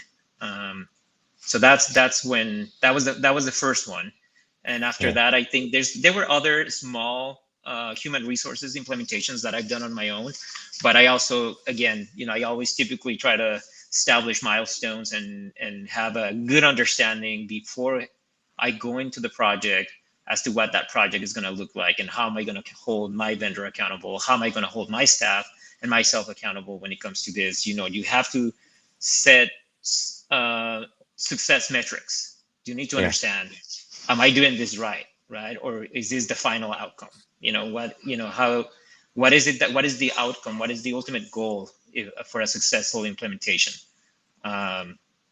Obviously, you one of the things that I always ask myself and is, are we going to be able to eliminate our spreadsheets? Because we know that spreadsheets are, it doesn't matter where you work, there's typically a Yeah. lot of reliance on spreadsheets, which is, it's a manual process, it's not real-time data, and it's prone to human error. So to me, Right. a successful implementation will completely eliminate the need for, well, it's not completely, but it will eliminate the majority of your spreadsheets. It will these, with current roles and positions, become tasks? I was able Yeah. to do that at the municipality when we implemented Munis. We had one position that all she did was AP, accounts payable. That's all she did, 85 hours a week. 85 hours, pay per period. She would incur Mhm. overtime. It was processing our invoices was a full-time job. Banking reconciliations was a full-time job.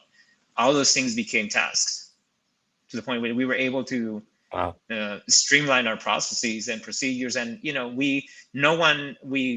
some people left because obviously change is hard, but Yeah. we didn't have to let them go. But we started utilizing this skill set, differently. Instead of using our accountants for data entry, we started utilizing our accountants for data analysis, which is, Higher I skill. think that's Yeah. the ultimate goal for any ERP implementation.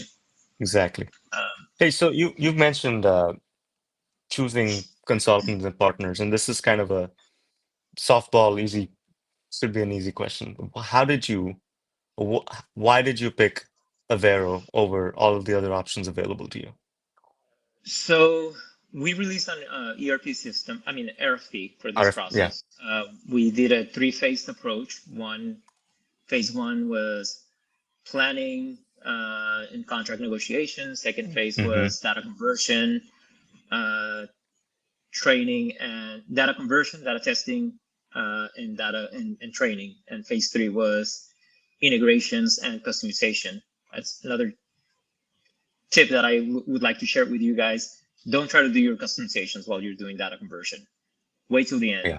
Don't data customizations are great, but you also have to you have to have a good understanding of the workflow that it's already set up in the system. You're not the expert of the ERP system that you're implementing. And that's something that sometimes we need to be able to understand. I know a lot of Mm-hmm. folks that fail during implementations is because they feel like they know the product better than the developer, and that's something that we need to get over ourselves Yeah. and need to understand. Yeah. Set up the workflow, change your process and your internal work processes if you have to. Don't customize or change the workflow so that it meets your needs and your internal processes. Trust me, it's a lot easier to change your process internally. And if it's not, then that maybe you don't have the right person at the particular job or that particular role. But so that was phase three of the approach. We released an RFP. We got some good responses. There was one that it was this particular consulting firm only did this particular ERP system, which, in hindsight, it might have been if you didn't do the work, if you didn't do the ERP and the due diligence, it might have, it could have been perceived as the best option. But Mm-hmm. one of the things I wanted to get folks and a firm, with a a diverse and a well-rounded implementation firm. Because systems are systems, and excuse me, and at the end of the day,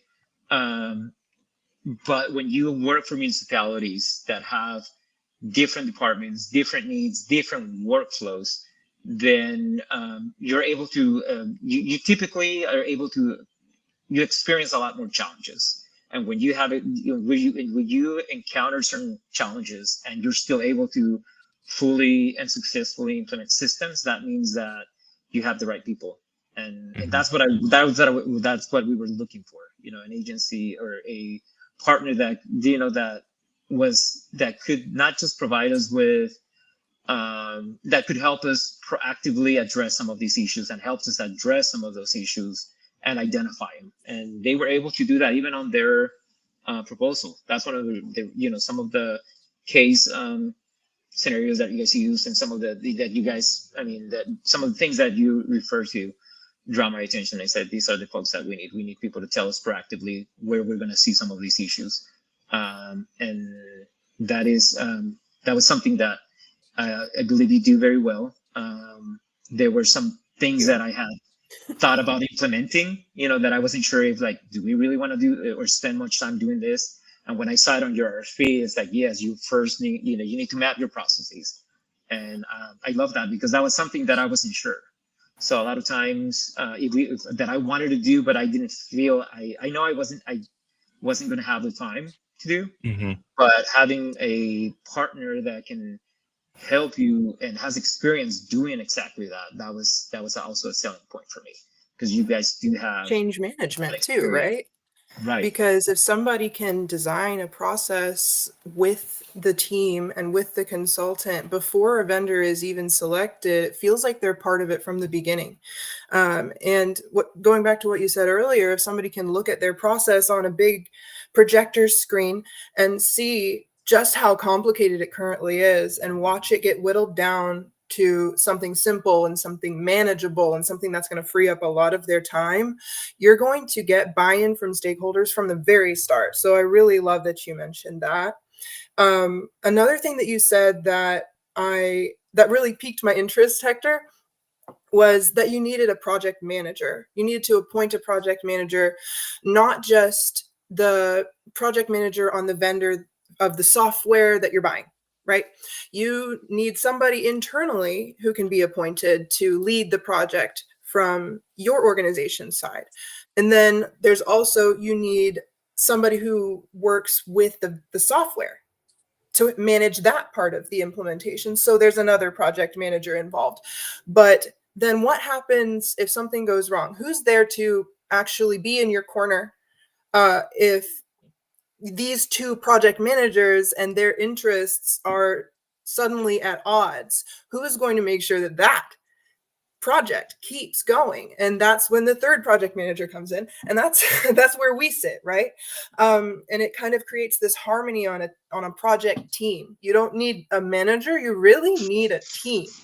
And sometimes you need a project manager team to manage other project managers. Like, I'm on a project right now where we have 5 different vendors, 6, 7 different vendors that are all implementing like ancillary softwares next to one best of breed system. This is how it goes sometimes, right? So sometimes you need a project manager, a program manager office to manage about 5 other project teams, including the client side team, to make sure everything goes well. So it just keeps going. You're right. People don't realize how much work this is, AV. And if you expect one person on your team internally to manage all of it themselves, you have another thing coming, I think, right? Yeah. Hector's Yes, been through some absolutely. complicated projects. Yeah.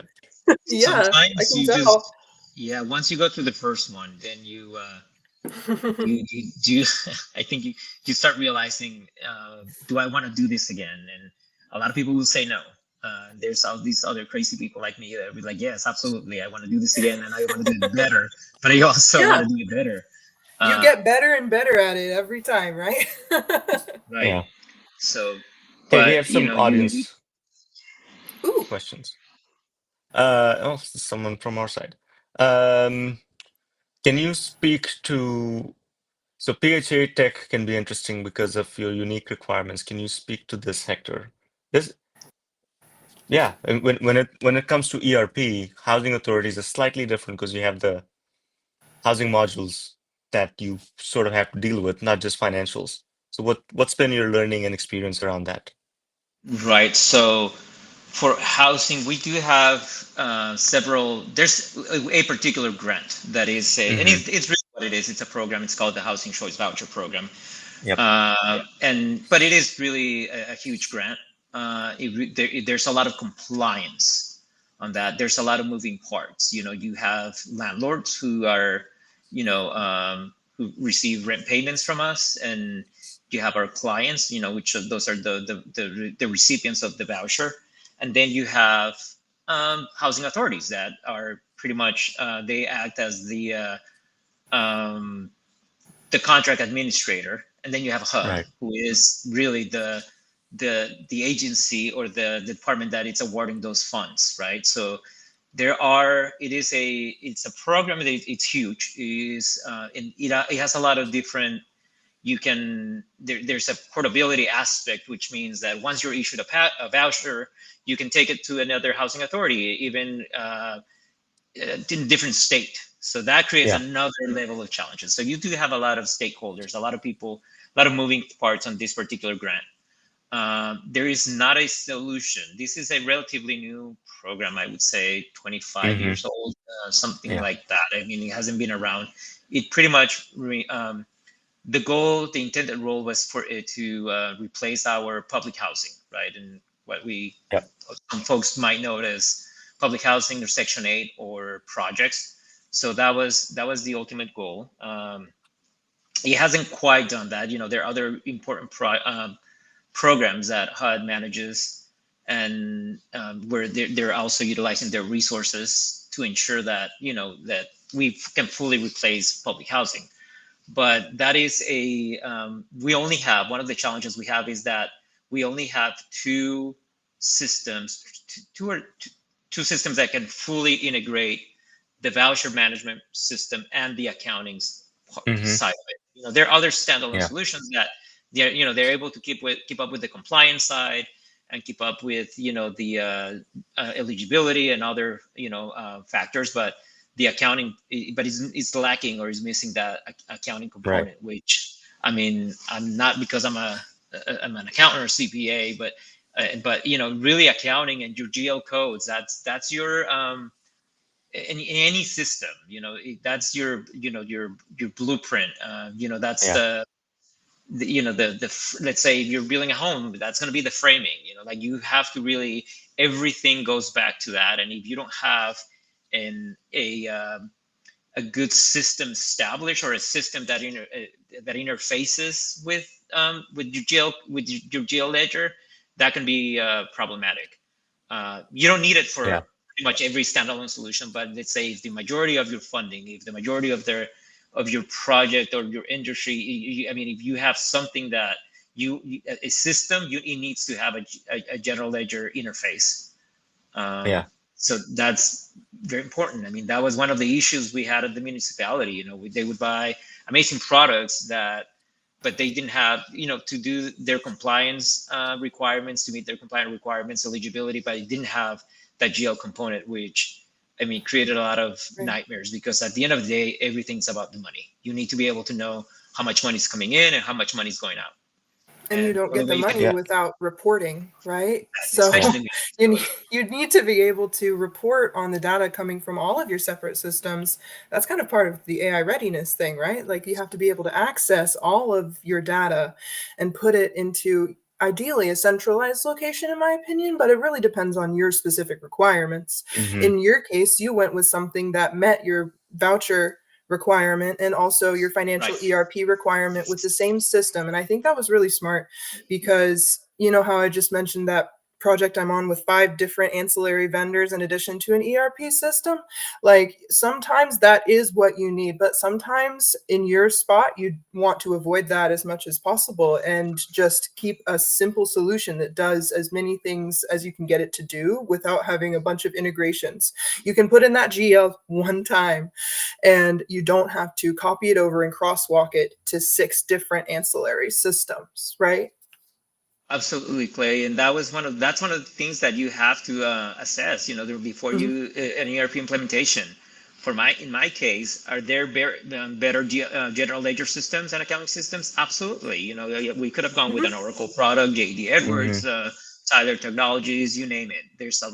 And they're absolutely beautiful. Is Yardi the best general ledger product out there? No.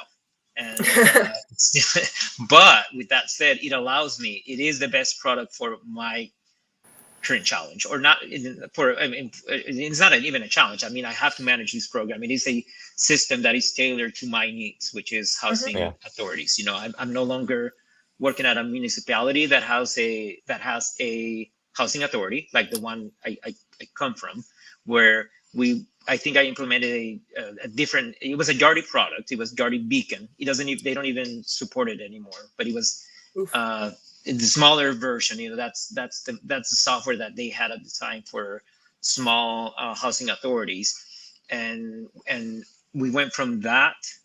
I'm sorry, no, we went from RealPage, one site which didn't have a GL component. It allows us to do maintenance requests, leasing applications. It did not have that GL component at the time. That was about 14 years ago. I'm not sure. I've heard that a lot of my property management companies use it, so I'm assuming it has it now. At the time, it didn't have it, and I was okay with that, because it was a small housing authority, and in the big picture, it was a small department compared to our airport, to our sheriff's office, to our library, to our water districts. So, hey, but the point you made earlier, Hector, is system is a system. I think a lot of people get hung up on, well, you don't have specific experience with Yardi or RealPage, but if you're looking at project management and consulting for business processes, you're exactly right. Like you figured it out. You've gone from jail management to financials to HR to housing. The principles remain the same. And if you're a little bit curious, you can understand the basics of the new industry or subject matter. Something that you said, Hector, earlier was, what is the ultimate goal? And I really liked that. I wrote it down. And it seems like the things that you were just talking about really illustrate that. For a smaller housing authority 10 years ago, whatever it was, what was the goal for them? Because you need to make sure anything you implement software-wise, technology-wise, is aligned with a strategy for the organization that people have sort of agreed upon is the way to go. That way, it doesn't end up in a cluster when half of the people who are going to have to switch to this new system feel like they had no part in this decision. So align on a goal, I think, is the first step. Not even do a discovery session, right? Make it part of a strategy, because in the end, that investment of your time is going to save you so much time, headache, and money. Hi, Hector. Hi, Megan. Hi, it's so good to see you, and you've done an incredible job today. Yes. I think that Thank you. we're going to have you back on our live stream very, very soon, because I took a lot of notes just based on the things that you said, and I think it's been great insight just from a client's perspective on what you know and what's out there, and also what they should expect from any digital transformation project. So thank you so much for sharing, and I hate to cut this thing short. But we've been going for about 4 hours and 30 minutes, and AV told me he might die. So I wanted to hop on. I don't need him dying, because then that would make we need to keep him around. We need to keep him around, but seriously, I want to have you back on because you did an incredible job, and it was a great wrap to an incredible day, guys. As we do I wrap think up, next time we do margaritas, so we'll have to do it in the evening. Then we can keep talking like we do That when sounds we're like a together. good I don't know. I mean, we do solve all the world's problems when Right. Yeah. Yeah, margaritas, and I'm not opposed to it, but our viewers might be. So I don't know. There I might be have a to fine drink. line. But I can Hector, wear my as we Hawaiian wrap up shirt. today, I did want to close with just one piece of advice of any organization that is thinking about, replacing their ERP system, or maybe just looking at their business processes. Do you have one piece of advice as they start thinking about this? What would you say to those viewers? I think I mentioned it briefly, but again, is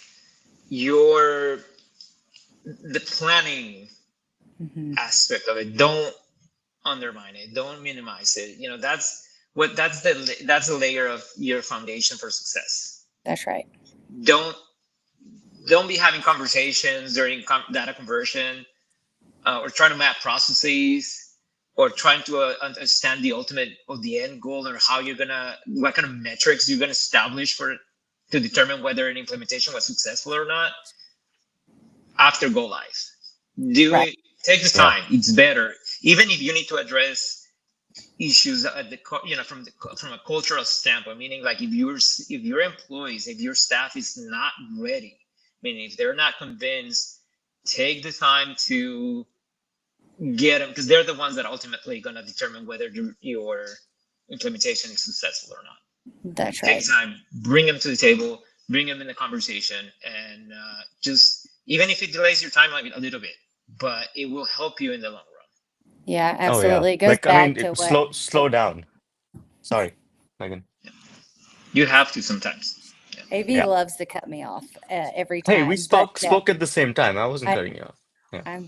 it's okay. It's okay. I understand. No, I was just going to say it goes back to AV, what we were discussing earlier about having that vision and the why. Why are you doing this hmm project? Why now? And making sure that not only we know why, but that your organization as a whole knows why. Every department, every end user, you have to relay that message down. So, and it starts at the top. But Hector, again, thank you so much for joining us today. We were so excited to have you on, and we really appreciate your support. I know that you watch our lives and you join us on LinkedIn very often. We love to hear from you, and we really appreciate your support. And without further ado, guys, thank you for joining us for our Insights Workshop. Make sure that you go out and follow us on all social media platforms. We go live every Wednesday unless something strange happens, but we are live at least once a week. Make sure you go out, follow us. We want to hear from you. If we're saying something wrong or if you disagree with us, come to us in the comments. We want to hear from you. That's how we get better, and that's how we put out better content. So thank you all for joining, and I'll see you next week. Thanks, guys. Thanks, Bye. everyone. Thank you. Hector. Take care. Bye. Thank you.